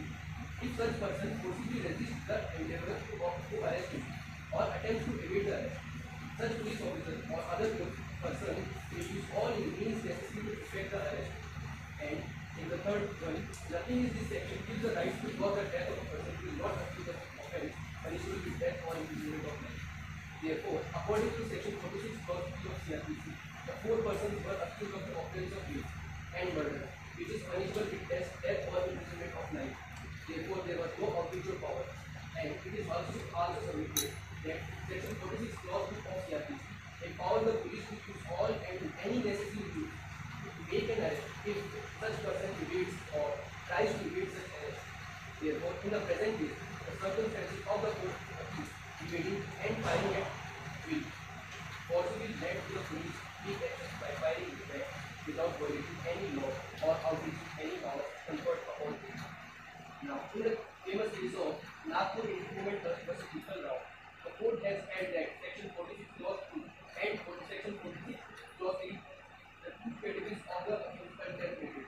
These two those who are accused of the offence that are punishable with death or imprisonment of life. So, and those who are not, for the latter and the arresting authority cannot use the means to protect, while for the former, the arresting authority are allowed to use the regulation matter like the constitution. It is humbly submitted that in the similar cases as the present case, the Honorable Supreme Court has given means to the police in the case of Student Islamic Movement of India, as also known as Sunni encounter case. The Supreme Court ordered independent inquiry commission to inquire after the 8 accused tried to escape the prison while still being under trial, and in order to succeed, fired whimsically upon the police to retaliate with counterfire, killing the 8 accused associated with Sunni in Bhopal in 2003. The commission in its report tabled that before the Supreme Court, as well as the Madhya Pradesh Assembly also has said that the use of force resulting in the death of the escaped person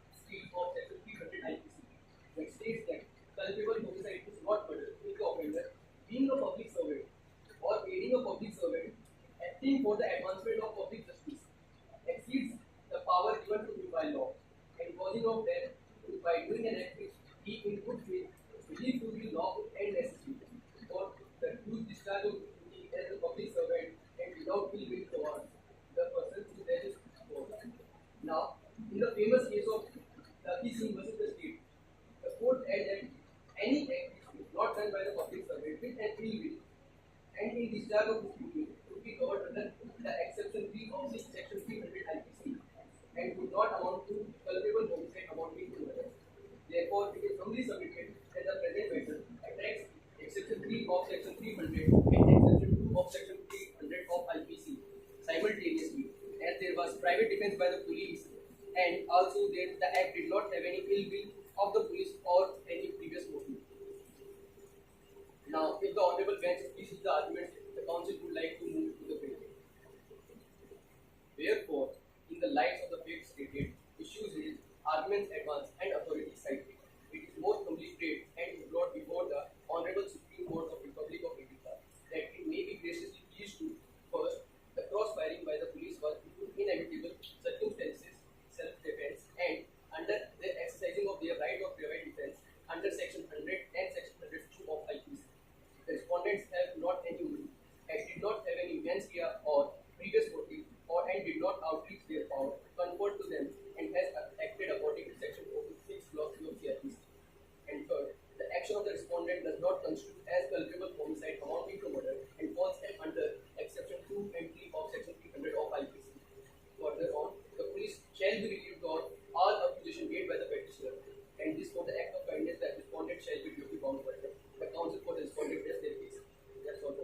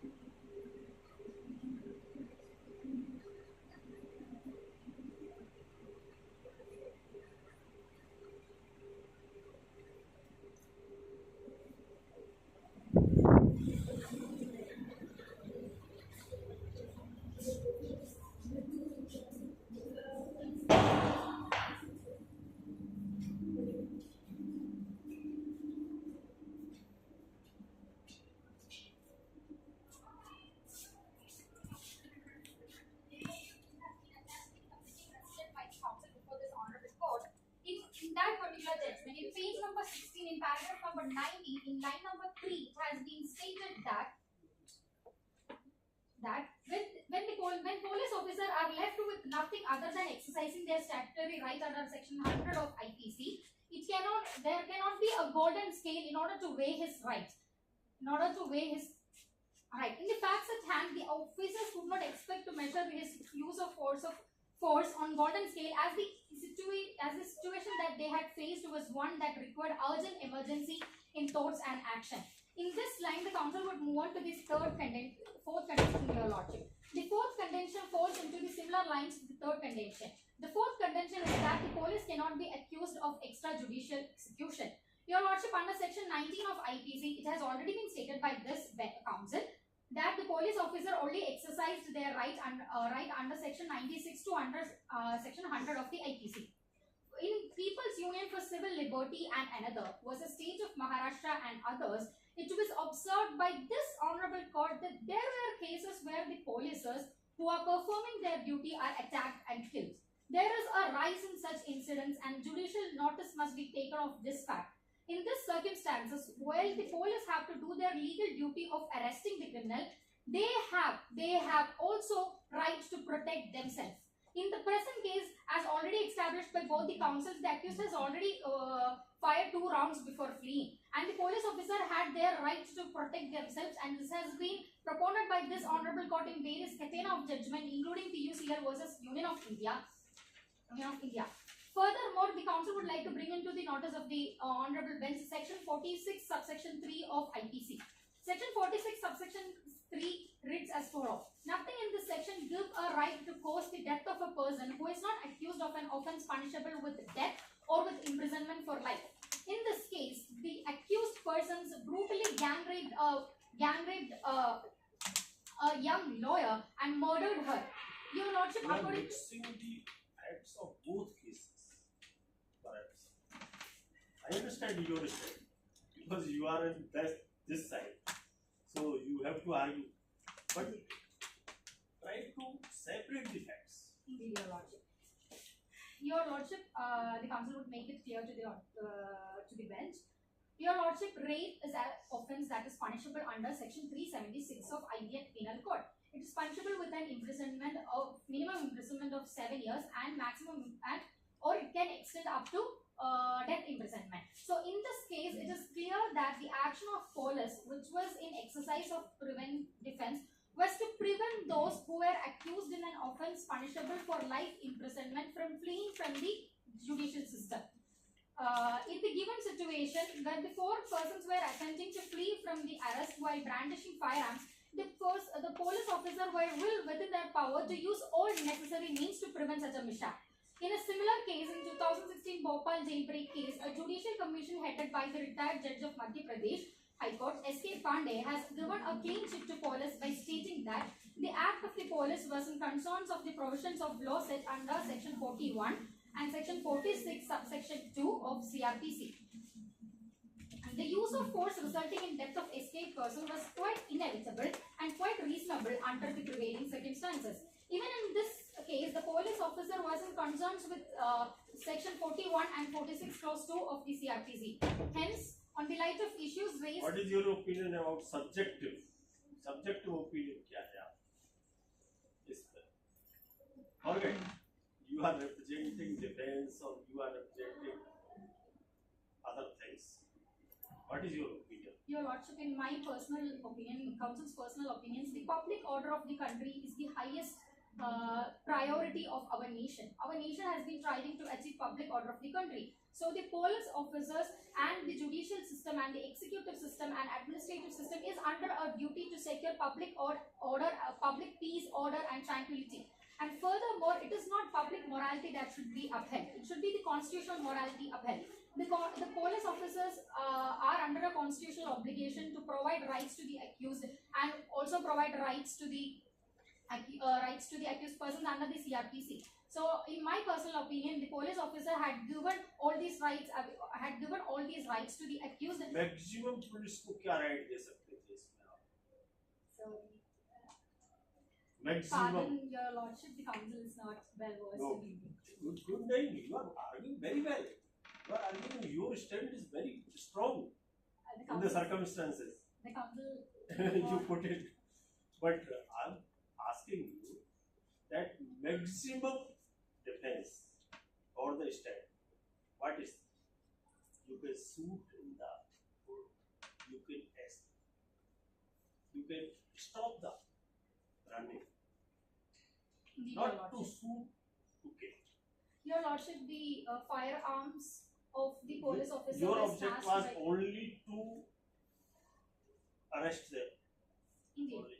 But the police officer's duty in general is to prevent public order, Your Lordship. As stated How earlier. it is public order? Because some industry is coming, some public opinion is coming, then judge will influence. If these 4 accused had gone out of the hands of the police officers, they would have caused much greater evils to the society. Then that is very remote. That is very remote. What they have done. Your Lordship, the police officer didn't have the council would be establishing that in the fifth convention. The police officer didn't have intention to kill. Okay, it's a good argument, for it is for mitigating circumstance. It is only the motive or intent to commit them because they have no personal interest. Police has no personal interest because they are duty bound. So fear in their mind, maybe about the public outcry, there are other chances that you are free, you are not performing your duties well. But there is any right to sue anyone? Your Lordship, the council already. Then what is for the courts? What is for the other institutions? If you give any right to police Your to sue, Lordship, the police has authority under section 46 subsection 3 of CRPC. your co-counsel argued about the locus state. Your Lordship. You know why the state is the representing, the state is representing in all criminal bodies. And how the NGO cannot ask for a order that what they are asking by writ petition, what they are asking. They are asking for to declare that the police officer has committed murder and convict the police officer. No.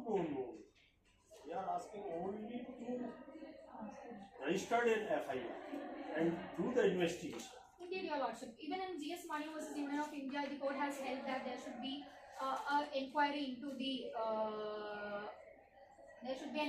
into such police encounters. No. You are because we cannot expect from your level like that nicely. But here only prayer was that registered an FIR, not to punish, not to prove what is that. So you argued very well. The council Very well. would like to clear You can, that okay. in the given facts. I'm impressed. In the given issues, there has been a prayer that the Supreme Court should declare that the police has committed murder. So that is why the council argued in that manner. The council would also welcome any kind of investigation, Your Lordship. As in matters of PUCL versus State of Maharashtra, it has been stated that the police officer should welcome investigation. The police officer are indeed welcoming all the investigation that can come against us, but at the same time, the state would like to represent the police officer in supporting their argument that they haven't committed murder. With that, the council would like to move on to the fifth contention, Your Lordship. Your Lordship, the fifth contention is that the police officer cannot be charged with mens rea. Mens rea is actually a mental element of a crime. It is a well-settled principles of common law that mens rea is an essential ingredient of criminal offence. A person is not convicted of a crime unless he has by voluntarily conduct brought about those elements which by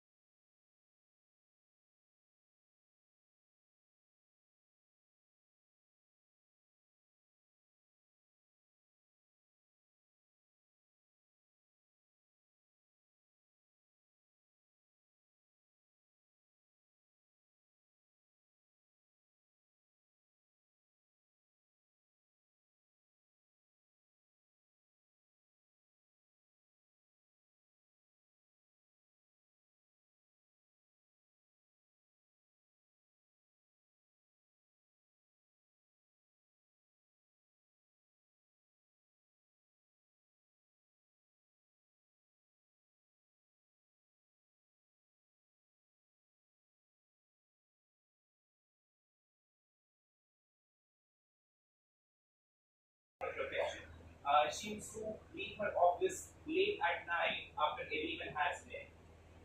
One similar day, on 17th of January of 2020, she left around 9:30 for her home. She used her personal vehicle. She traveled by a scooty. While she was crossing the highway, she noticed that four men who were desperately asking for help from her, and she, driven by her nature, she stopped there in order to help them. The four men, they were claiming that they are big foreigners, and their friend was lying on a distance, injured. So she accompanied them. Two of the men accompanied her, and at a distance, she realizes that she is not having a phone. While she realizes, she moves back to her scooty and finds that her scooty's tire will puncture. Being an attentive person, being a lawyer, she using her time, she called her sister at 9:35 p.m. that she is alone on the road, my lord. Point to be noted that she was alone at that time. She informed that her scooty was punctured.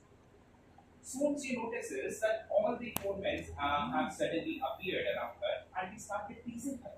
My lord, she retaliated. She retaliated and slapped one of them. And in the result, they, in a fit of rage, dragged her to a distant space, raped her one by one, Your Honors, under the underpass of this Vidyapeeth National Ankara's underpass. Your Honor, she was raped one by one and she was killed to death. She was burned alive, Your Honor. On the morning of 18/01/2020, around 6 a.m., a farmer, a passerby, found something burning. And when he reaches there, he finds that a body is burning. He immediately informs the sarpanch of that village, and the sarpanch called for the police. Your Honor, the police arrived and the investigation was done.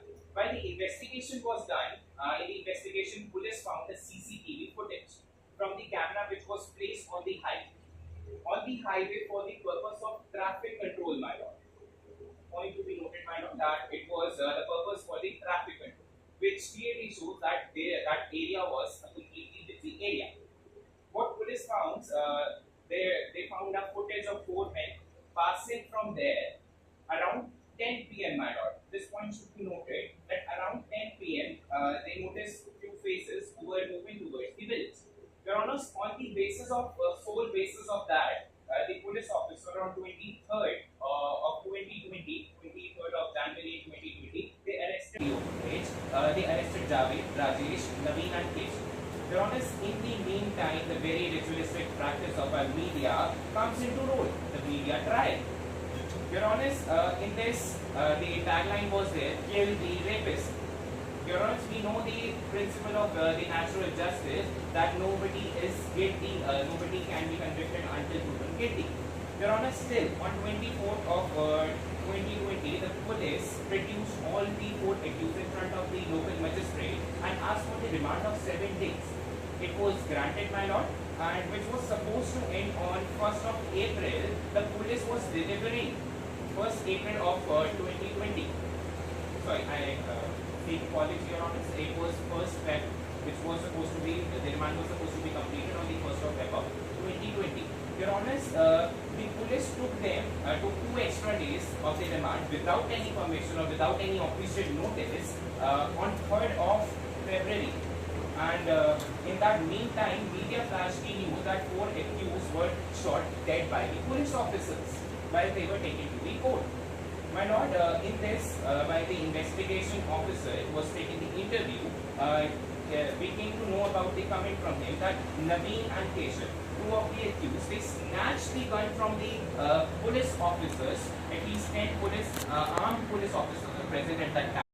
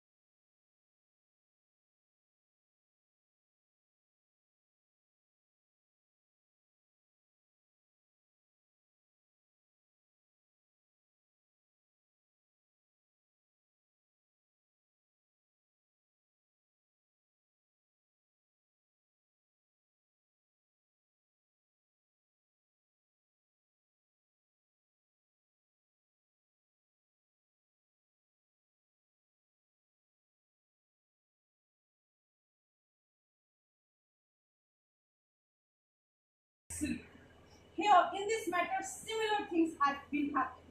So the police is bound to maintain the law and order system of Indian state, and it's the under state list as per Schedule 7 of Indian Constitution, entry number 2nd, list number 2nd. We are living in a civilized society, welfare society, where retributive system of punishment has not been accepted, rather reformative system. And we are believing into a socialism and justice to everyone, irrespective of their background, as Preamble is. So in this context, my lord, we are living into a era, into a country where Chandra Kumar, Asoka and Buddha is treated as a soul or the soul of justice. In this country, there was a genocide which has been conducted by the police officers into Akhbara, only into the fake yellow journalism created by the politicians, created by the media personals. Into that, they only wanted to have a much more stars over their slogan and nothing more than that. So extrajudicial execution term has been used in our country very vigorously, and it is stated that Ali's accused has been prosecuted, killed before receiving the orders of prosecution by the court. We have an established judicial system which is known into the entire world, and police had just ignored and crossed the entire limit into this case. Everyone is having right, because we have to have what we can say, that we have to just ignore the crime of criminals, because they are also the human beings. So on that behalf, I would like to say, my lord, that please bench may refer a fact sheet of the case in which para number 3rd. Especially, I would like to quote the evidentiary values of the present scenario. My lord, kindly focus on the fact sheet para number 3rd, in which there is a clear-cut demarcation which is showing that only on behalf of CCTV footage, the police has filed out 4 accused. They were just seen running towards the village, and there was no any single proof which can say that there was a DNA forensic report, or even they can be seen into the footage that yes, they are raping, they are dragging, they are teaching that way. No, not at all. And my lord, one thing I would like to quote here, that there is a case when she is calling her sister Nancy at 9:35 p.m. and from back 4 men are following her and started teasing her. At that time, it was 9:35 p.m. So the police footage was of 10 p.m. So they dragged her at a distant place. Point to be noted, at a distant place. In that situation, there must have some time to be involved into this process. And how it is possible, my lord, that within 15 minutes only, 4 men has raped her one by one, burned her with a petroleum, and police can see that person going away towards the village only into on 10 p.m. So it's a highly vague argument which has been presented by the investigation officer in 2014. So we have certain things which I would like to quote here, my lord, that if we are living into a country which is almost welfare, we can't put a person's life for the sake of certain greed or for the sake of certain appreciation by the media. Nothing more than that. So the rule of law, as Dicey has said, natural justice principle as well as procedure established by law as per Article 21 has also been followed. So apart from it, my lord, there is an extrajudicial killing and a kind of violence which are done by those who are responsible for the protection of law and the citizens. It was held into the matter of Chandra Kumar versus Union of India, bench may refer page number 25, footnote number 29 of the memorial, compendium page number 30 to 31 as bench may refer. And it says that 2 principles always got violated when one does encounter an extrajudicial killing, and these are fundamental rights including 20, 21 and 22 of Indian Constitution.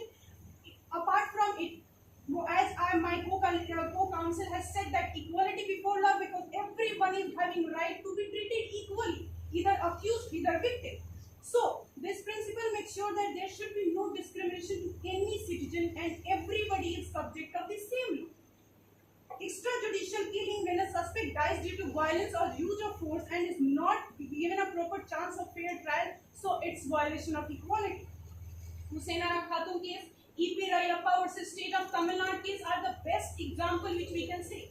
We have DK Basu cases guideline, in which DK Basu versus State of West Bengal, Supreme Court has given a proper guideline that how you can treat a accused. Apart from it, Your Honor, the next thing which has been violated into this case was fairness in application of law, as I have already quoted. So I would like to drag the attention of Honorable Court over the certain articles of UDHR which India is the ratifying country. Article 3, Article 5, Article 7, 9 and 11, 3, which is saying that right to life, liberty and security of every citizen. Article 5, no person shall be subject to torture or cruel and inhuman treatment. Article 7, equality before law and equal protection of the law. Article 9, no arbitrary arrest, detention. And Article 11, that is most important in inquisitorial system of law, that is presumption of innocence until proven guilty. So, Article 14.2 of ICCPR, which provides everyone crime to be considered as innocent. Various humanitarian law, my lord, into the situation of war has been followed. Accused right to truth has been given as a part and parcel of their right. So this has also been violated by this contemporary executive officers as they are into it. So R.M. Lodha, Chief Justice, former Chief Justice R.M. Lodha and F.R. Nariman sir has quoted into the PUCL versus State of Maharashtra case, in which 16 guidelines were given, and I would like to quote certain guidelines which has been given by them, that if there is an encounter at extrajudicial execution, a special diary has to be created. And regarding encounter, same shall be registered in crime register of that petition should be sent. As far as or as immediately as possible, you have to report to the court also. Apart from it, you have to take fingerprints, that yes, if accused has taken revolver from the constable, that you have to take the fingerprint of that, so that it could be evidently more strong evidence of that, but in fact the police has failed to do so. In exercise of their duty and performance of their power, the police authorities perform the encounter for the cause of justice. Your Lordship, the encounter was also performed under good faith. The general exceptions are mentioned between Section 76 to 106 of the Indian Penal Code. Section 81 of the Indian Penal Code states that nothing is an offence which is done under good faith. Hereby, the three essential elements are required to fulfill the circumstances for the good faith. The three circumstances are that the person acting in the good faith must have the knowledge of the consequences of his act. The second one is that the person acting in his power must not have any criminal intention for the performance of such act. The third requirement is that the person must be performing such act under good faith and in order to prevent another harm. Your Lordship, in the instant case, the police authorities had the knowledge that they were performing the act under pursuant to its power under Section 46 Clause 3 of the CRP. Also, police authorities did not have any criminal intention for the performance of such act, as their only intention was to stop the accused from running from the custody. Also, Lordship, this clearly signifies that the police authorities were acting in good faith to prevent another harm, that is, to prevent the escape of the accused. Lordship, the accused were charged with the heinous crime of rape and murder. There was already a public uproar in the country, and if they were allowed to escape, to perhaps be the public disorder, and also questions upon the police authorities for non-performance of their duty. Therefore, Lordship, in order to prevent the miscarriage of justice, the police authorities performed the encounter. On the report, in the case of Venezuela versus Pagasa, gave the Latin doctrine of quod necessitas non habet legem, which means that necessity knows no law. Therefore, Lordship, as in the instant case, the police authority, under extreme necessity, performed the encounter with good faith. Lordship, the act of the police authorities was also in pursuance to the procedure established by law. Article 21 states that no person should be deprived of his life or personal liberty except according to the procedure established by law. If this procedure established by law is read with Section 46 Clause 3 of the CRPC, it clearly signifies that the act of the police authorities was according to the procedure that is given under law. Also, this act of the police authority is within the constitutional parameters. Lordship, in the case of Additional Secretary of Government versus Alka Subhash Gandhi, as the Honorable Court will refer to page number 19 of the memorial, the Honorable Court clearly read that 21 is said with Article 22 of the Constitution of India, a person can be deprived of his life or personal liberty if the procedure established by law is followed.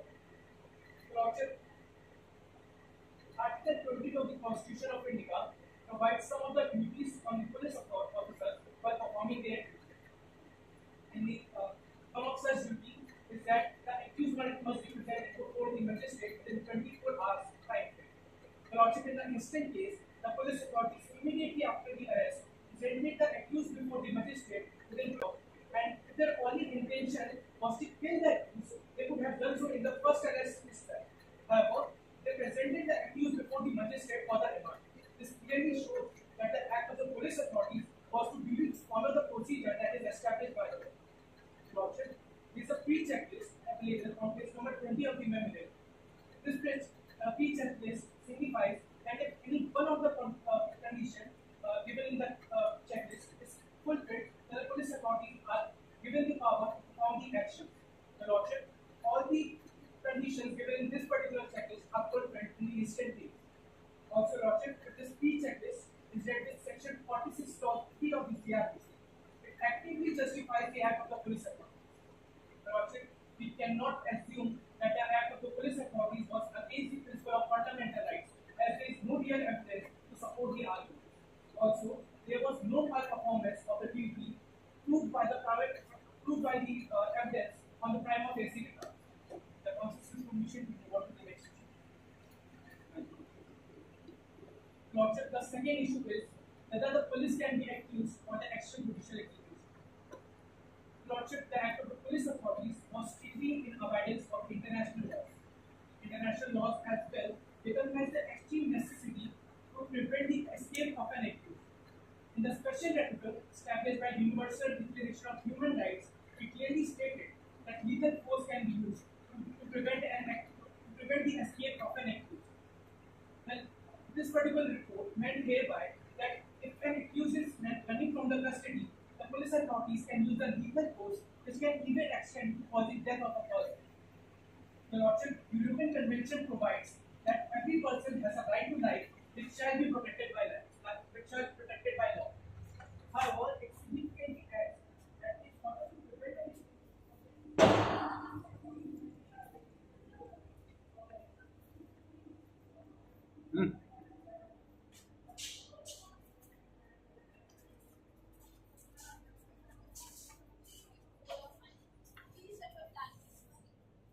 In this situation, nothing was premeditated. On the accused suddenly took the pistol and tries to flee out from the police. There has an apprehension of causing death by the accused to the police, which results in taking the private defense for police under section 100 of IPC. Like in the case of an act constituting private defense while is excused by section 96 of IPC, the defense of grave and sudden provocation does not exonerate the offender from the criminal liability. The gravity of an act which otherwise would have amounted to murder under section 300 of IPC is lessened in the view of the conduct of the victims, providing grave and sudden provocation of such a degree to deprive the offender of his self-control, thereby reducing the offense of murder into culpable homicide by virtue of exception 1 of section 300 of IPC. In our case, the accused was the provocateur. He took the first step regarding escape, due to which the circumstances led to grave and sudden provocation, which results in the death of the accused. The first and foremost landmark judgment of the Honorable Apex Court on the exception 1 is K.M. Nanavati vs. State of Maharashtra. The parental background created by the previous act of victim may be taken into consideration of ascertaining whether the subsequent act caused grave and sudden provocation of committing the offence. Please refer flag number 37 for this. Submission 3. Necessity of the movement. Necessity is meant by a situation where conduct promotes some value higher than the value of literal compliance with the law. It is on the principle of expediency that the law has recognized necessity of an excuse in criminal cases. In other words, what necessity forces it justifies name quod necessita cogit defendant, which means whatever action has force of necessity, there is always a justification behind it. State of West Bengal versus Shiv Singh Mangal. The case of prosecution was that the deceased and his brother were shot dead by the police at a point-blank range and brutally murdered. According to the defense version, the accused police officers were on patrol when they were attacked by a mob. When one of them constables got injured, orders were given by the Deputy Commissioner of Police to open fire. The accused constable were bound by law to obtain warranted and justifies the order to open fire. Hence, the accused got protection under Section 76 and cannot be held guilty. Please refer flag number 35 for this. The act done by the police officer in our case was in the ambit of public necessity. The principle behind public necessity is that the law regards the welfare of the people as the superior to the interest of individuals, and when there is a conflict between the latter must give way. Public necessity serves as an absolute defense. The first case which was filed with a reference to public necessity was Surupo versus Gary. The action taken by the police was in the reaction of the act done by the accused, which results in the death of the accused by the police officers. The council would like to proceed with the prayer. Issues raised, arguments advanced, and authorities cited. The council, on the behalf of the respondent, most humbly pray before this honorable court to declare and adjure that the fundamental rights of the accused were not violated. The police is not accused of extrajudicial executions. The police belief in the favor of the respondent, which this honorable court may deem fit in the larger interest of justice. For this act of kindness, the council shall remain duty bound forever. Thank you. If the council, if the judges want to ask any question, may proceed. Ma'am, we would like to ask our opposition party two questions, which are on the accused was to be present on February 3rd, 2020, but as per remand period given by the That's not the procedure. Whatever you want to say it in your words. What question you wanted to ask? And the question was on that the accused has to be present within the 7 days only, but they wasn't present in before the court. You can say whatever you want to say in your own words, not in the question form. Okay? Okay.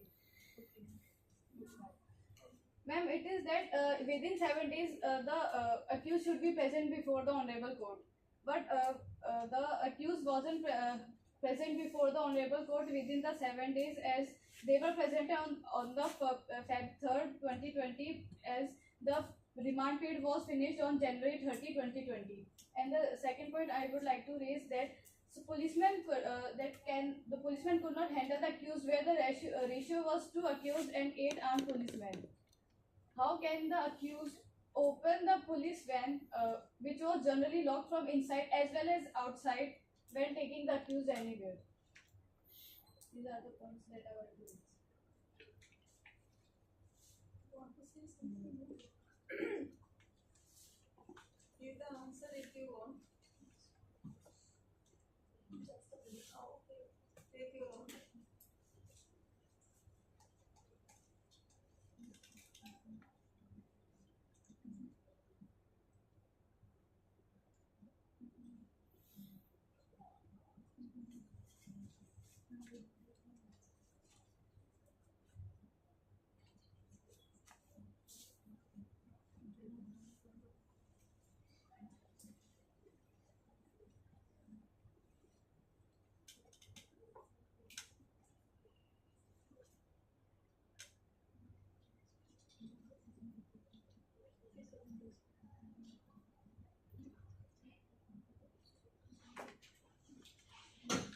The council seeks permission to reply to that.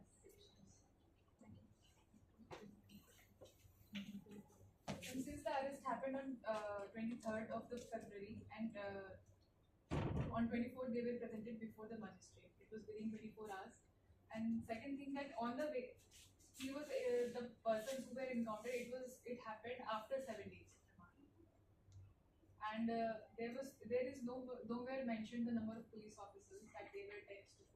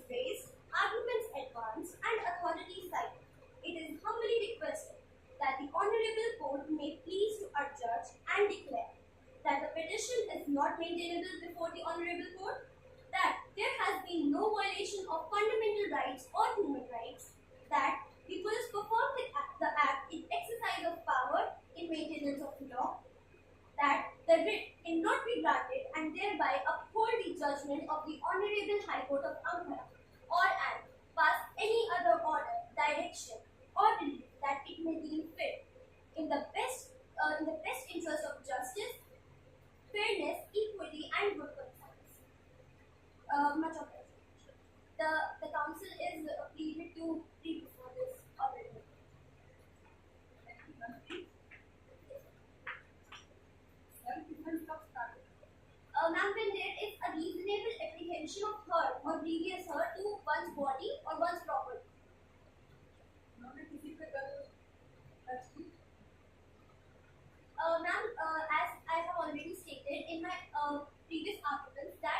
there was a chaos at that time, and the honorable court in the case of PUCL was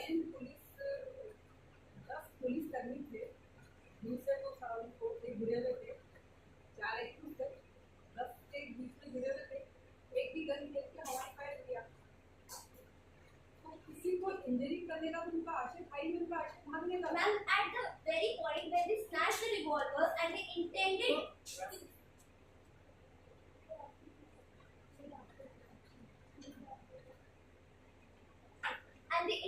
to fire 2 rounds in the air at that particular time, the self-defense was उसके ऊपर लगा था, वहाँ से उसका self-defense start much of that is your number 2 आपका argument से अगर हम लोग सहमत हो जाए तो एक बात बताइए, तो बस चारों को मारना क्या जरूरी था? गाँव में गोली मार सकते थे, मार नहीं सकते। much of that your lordship, but due to the circumstances and the reasonable apprehension of danger, there was certainly the reasonable apprehension of danger from the part of the accused that they could have killed. And in the case of PUCL versus Union of India, it is clearly stated that nobody can say that the police should wait until they have been shot at. And there is the force at the spot which makes the decision of how to act, where to act, and when to act. So hence there was reasonable apprehension of danger. And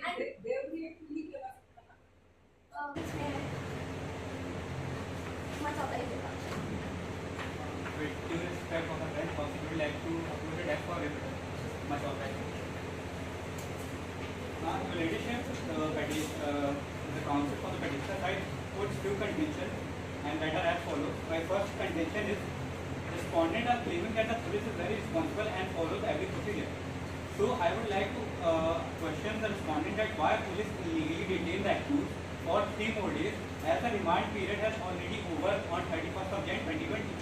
My second question to the respondent is how police are so sure that the 4 arrested person on the basis of CCTV camera can be accused of rape, because from the fact sheet it is mentioned that the accused were arrested as they were happened to occur on 10 p.m. but in the fact sheet it is mentioned that 10 p.m. but in the fact sheet it is mentioned that the rapist who actually raped the victim dragged her from out of the sight of the camera on 9:35 p.m. Also the person arrested and the actual rapist who raped, there is a difference of 25 minutes, and the accused person can't be seen in the CCTV camera with some girl or doing some bad stuff with her. This is my second question.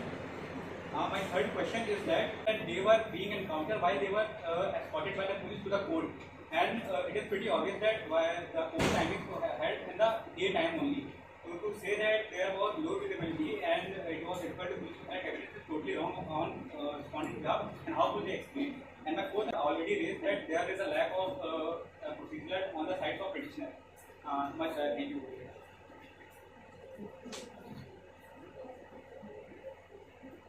The council seeks permission to approve the rise.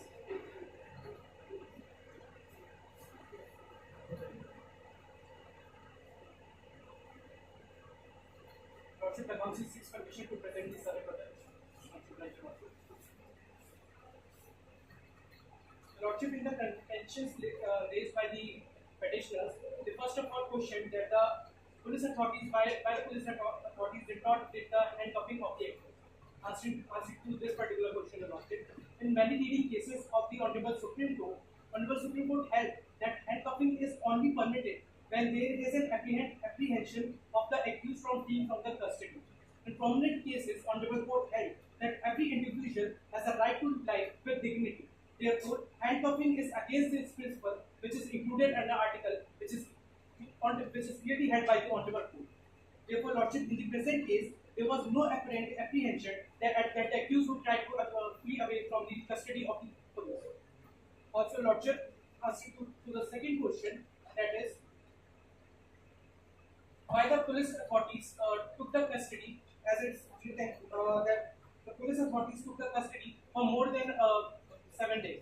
Lordship, the fact sheet is first of all silent in this particular matter. Also, the police authorities, the police authorities had the remand for police custody for 7 days, and thereafter they had the judicial custody, which is granted for 15 days.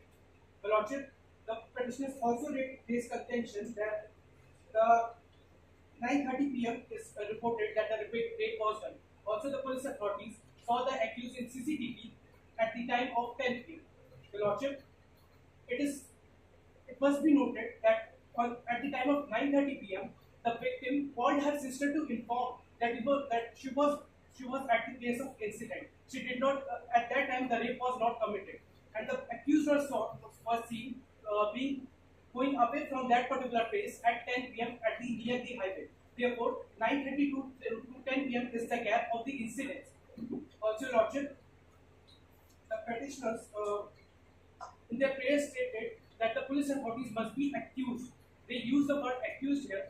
The authorities have already been accused of this particular crime. Therefore, the prayer itself is inconsistent and unclear of their demands. The council seeks permission to resume.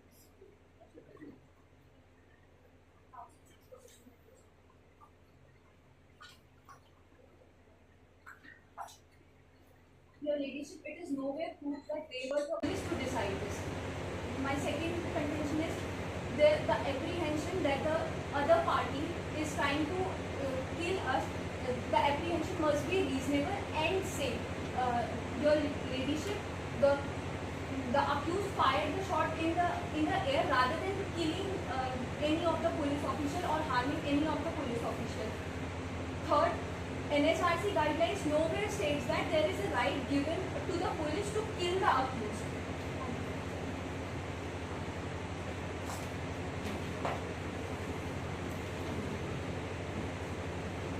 The council seeks permission to close the rise.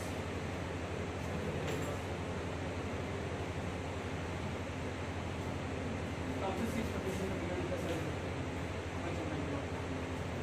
Your Lordship, first of all, the petitioners contend that they were accused and not the rapist.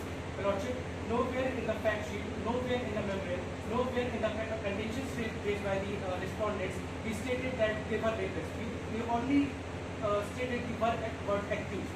Your Lordship, the police authorities were presuming to be accused of the offence, and they performed the encounter because they were running from the custody. They did not perform the encounter as they were rapists. They performed the encounter for defense, as I already contended in my submission. Also, Your Lordship, the NHRC also recognizes Section 46 Clause C of the CRPC as a right to the police officers, as a power to the police officers to make a valid arrest. Therefore, Your Lordship, the arguments made by the petitioners do not stand.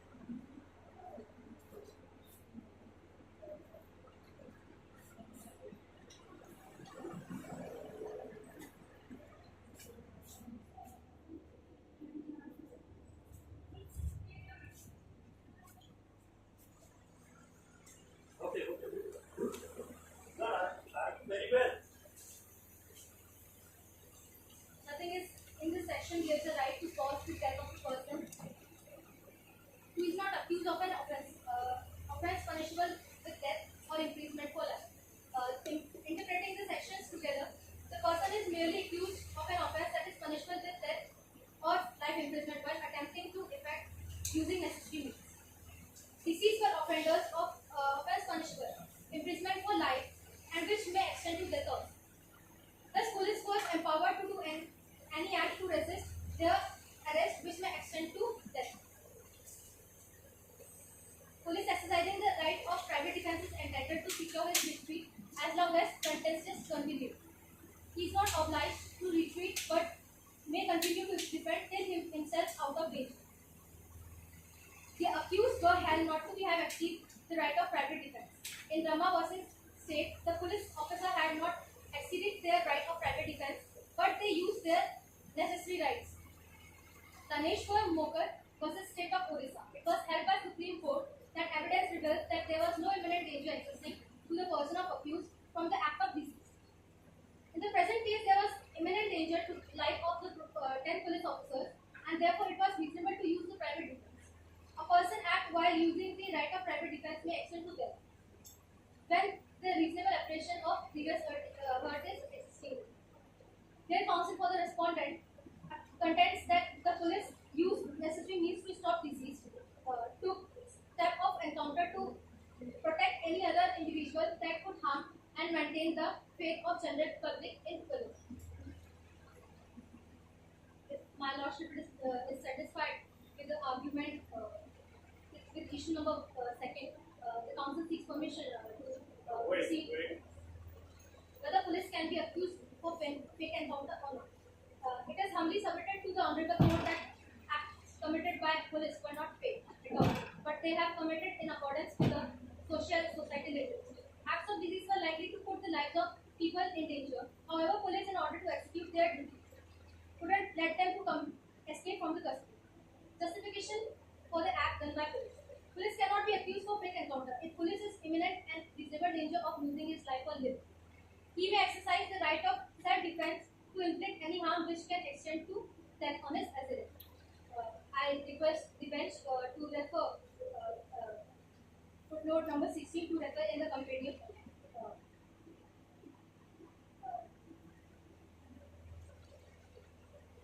In counsel to the Council of Appealant, this council humbly submits that encounter was done in this sudden circumstances and can't call as fake encounter. It was done in course of act done by the accused and for societal limits.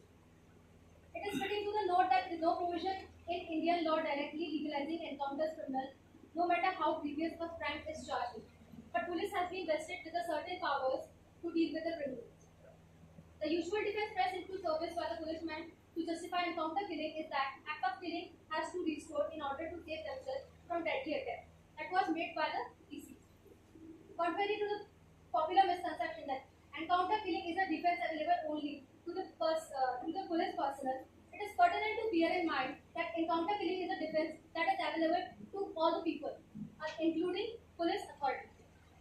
What is projected by encounter killers is to use the right of private defense available to them when confirmed with situation of great danger to their life, as would justify the exercise of right of private defense. In instant case, also police acted in private defense. Private defense is available when circumstances clearly justify it. The act of police is clearly justified in the circumstance. When right of private defense is pleaded, it must be reasonable and probable, version satisfying the court that harm was accused was necessary. If police officer wouldn't committed encounter, then first of all they would lose the life of police officer, and secondly, victim of rape would not get justice, and accused of rape may rape so brutally another girl. Snatching pistol from police officer caused imminent danger to the life of other police officer if they would have fled and they have put trigger mount. In the course of police officer had no other way because revolver is an deadly weapon. Police could not stake any other's life and had to shoot them in such way. In order to avail the right of private defense, the entire incident must be examined with care and viewed in its proper setting.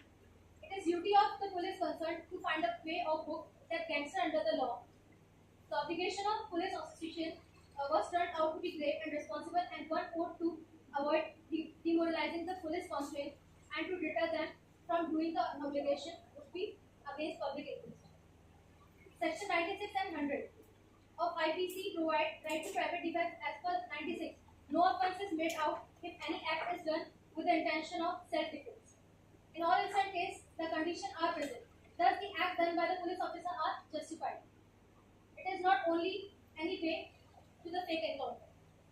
Clause 3 of Section 300 IPC comes into light, which provide that if any public servant is authorized to exceed their power, if there is power to causing that while acting for advancement of justice, good faith, and in which they believe as lawful, as well as mandatory discharging his duties without any ill intention. It may be useful in the context to take stock of certain observations made by the apex court regarding the position of a police officer, both at the entry stage and thereafter. The police force is a disciplined force.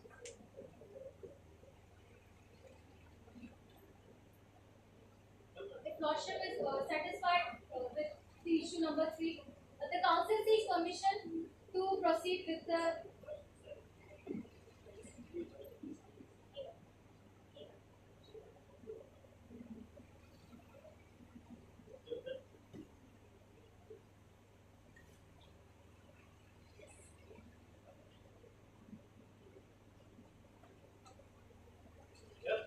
Lordship council seeks permission to proceed with the last document.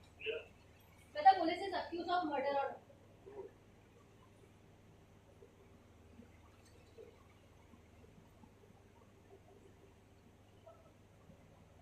The council humbly contends that a police servant is vested with few legal powers as well as duties. While exercising his duties, if he ends up committing an offence, the criminal law gives few immunities to him. Under the general exception chapter, any offence committed by a public servant under mistake of fact, but with the good faith and also being in the legal limitation. However, sometimes if act is committed with a good faith, crosses the legal limitations, he will be held partly liable partially. Whether good faith or mistake of fact can be simultaneously adhered. या mistake of fact एक तरफ दूसरी तरफ कह रहे थे हमने good faith भी किया, दोनों simultaneously कर सकते हैं.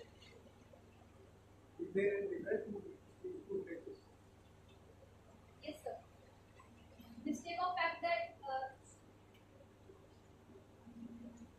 उदाहरण देके बताएंगे. कोई बात, चलो आगे आपका कंक्लूड करवा जो पॉइंट है आपका वाला. Sir, good faith is stated under section 300 in exception 3. What is good faith? Sir, whenever the police is supposed to execute their duties for the public good, then it is categorized under the good faith. आपने काम अपन रोज की life में काम करते हो, मैंने good faith नहीं किया, सेम गुड फेथ नहीं है, यू केयर आपने सब चीजों को पढ़ा कि मैंने ये उसके बावजूद आपका काम गलत हो गया, तो दैट इज कहा है गुड फेथ. आपने चाय बनाई, पानी गर्म किया, दूध डाला, सब कुछ, लेकिन लास्ट मोमेंट में दूध कर दिया, चाय खराब हो गया. दूध को आपने गुड फेथ में काम किया था, तो उसके बावजूद भी कर दिया.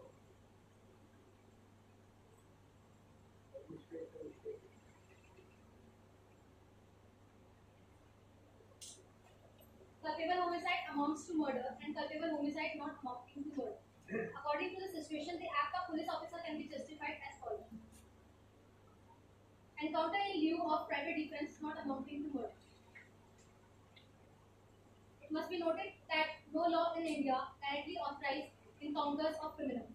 The pertinent of question that arises here is that in what circumstances a death is encountered and not constitute an offence in India shall be written. Firstly, if death is caused in exercise of private defense, that is under section 96 of IPC 1860. Secondly, if death is caused under section 100 of IPC, exception number 3 of section Section 300 IPC. Or thirdly, if it is necessary to arrest the person accused of an offence punishable with death or imprisonment for life, under Section 46 CRPC, short for Code of Criminal Procedure 1973, which authorized the police to use force, extended up to causing the death as case may be.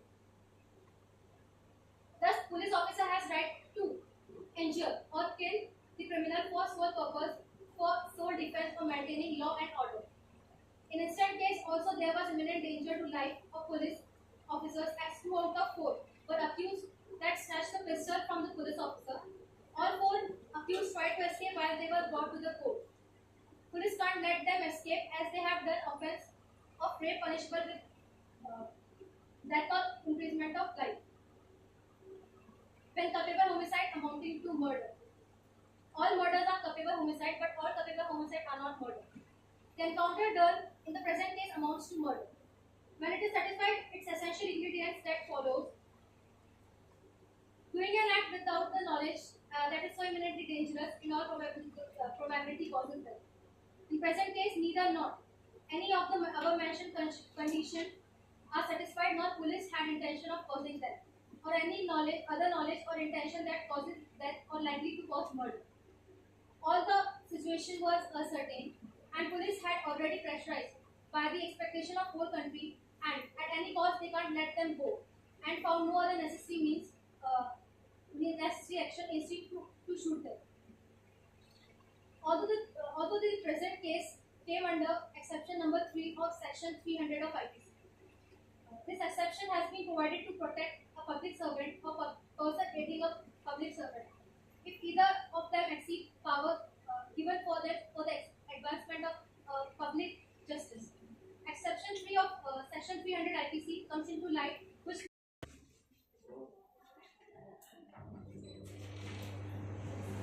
then what will happen? Sir, here the police is liable for the culpable homicide not amounting to murder. This will liable, huh? Yes, sir. Given the totality of the facts, circumstances of the cases, the appellant did not take unfair advantage of the people or conduct in an unusual or harsh manner. The police. करो अपना argument conclude करो, जो कुछ आपने कहा है उसको भी 1 मिनट में सब स्टेप बताओ, बता सकते हैं? So here I stated that the police authority is not liable for murder because there is an exception that is provided under Section 300 of IPC that the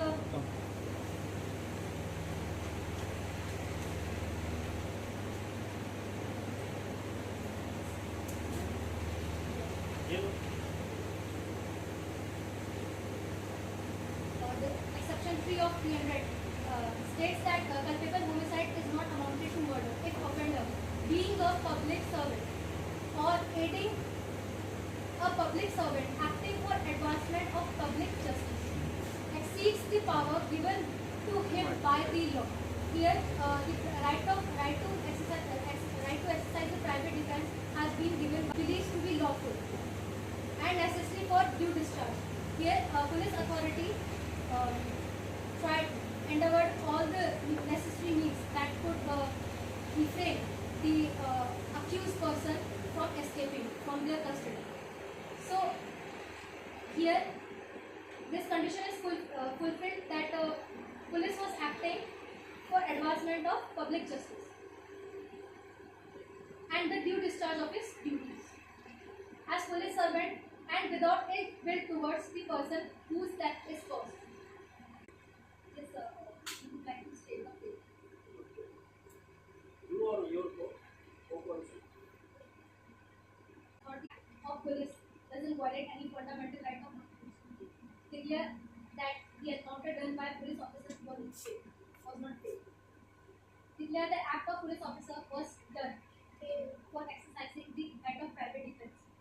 Declare that police is not accused of murder.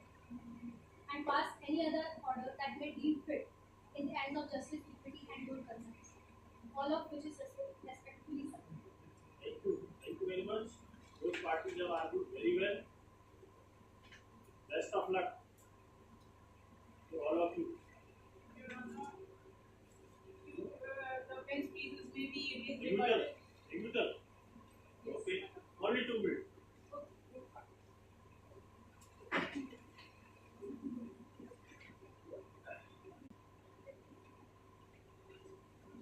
Thank you, my lord. May I proceed? Yes. So, my lord, as she has said that police will not be held liable for violation of fundamental right, but she has, on the other hand, accepted that they are liable under 299. So, there is the violation of fundamental right. No. She has not advocated in so many words, but only conversation. I can understand. Next, my lord, page number 13, issue 4, kindly refer the respondent memorial which accepted that that the murder in all above mentioned that issues they have plead for private defense. All above mentioned issues they have plead for private defense. But that private defense could not be excess or necessary. She quoted that luckily the police officials got not to be injured. My lord, they were not flying into the air. They were into their cab. So they fired into air. Equality clause was said that they should be treated equally. So same for the accused who have been fired by the police officers also. My lord, in this clear-cut misleading the court by derelicting the facts, you may refer para 4, although the original facts show that it was 2 men who asked for the help rather 4 as she said. Para 6 last line, government took initiative for speedy disposal whether by killing those accused. It's not just a killing. Next, remand was as of 7 days, but it extended to 10 days. How? It could not be possible without the permission of Honorable Court. Apart from it, my lord, right to fair trial, as the opponent learned opponent had said that have heard still neglected, they are standing into Honorable Court and all. But my lord, accused protections and judicial rights has also been there for those who are accused who have been killed. And she said that section 46(3), as per fact sheet, that crime has not been proved nor any evidence has been given into CCTV. So how you can say that they were liable for the death or such offences in which punishment was death and life imprisonment? Even no evidence is available. So these are my Thank you. Thank you very much. Just 2 further new points. Idea of like sir. Sir, my learned co-counsels, they have mentioned that the accused could have used the grievous hurt in order to save themselves. Your Honor, rather it is the duty of the police officer to take the accused in a proper manner, handcuff, Your Honor. The bench may refer into our memorandum on page number 21, where the Honorable Supreme Court in Prem Shankar's case, the footnote number is 27. The Supreme Court has mentioned that handcuff can be used by the escorting police party. So it was the negligence in the police party while they were taking the accused. Secondly, my lord, my learned co-counsel has mentioned that the good faith is defined under section 300, whereas it is defined under section 52 of IPC, Your Honor. Your Honor, one more point is there that there was no eyewitness, as the counsel has alleged, that the police has no other way to except for shooting all the 4 accused, and the encounter sources we don't have any of the eyewitness. That's all.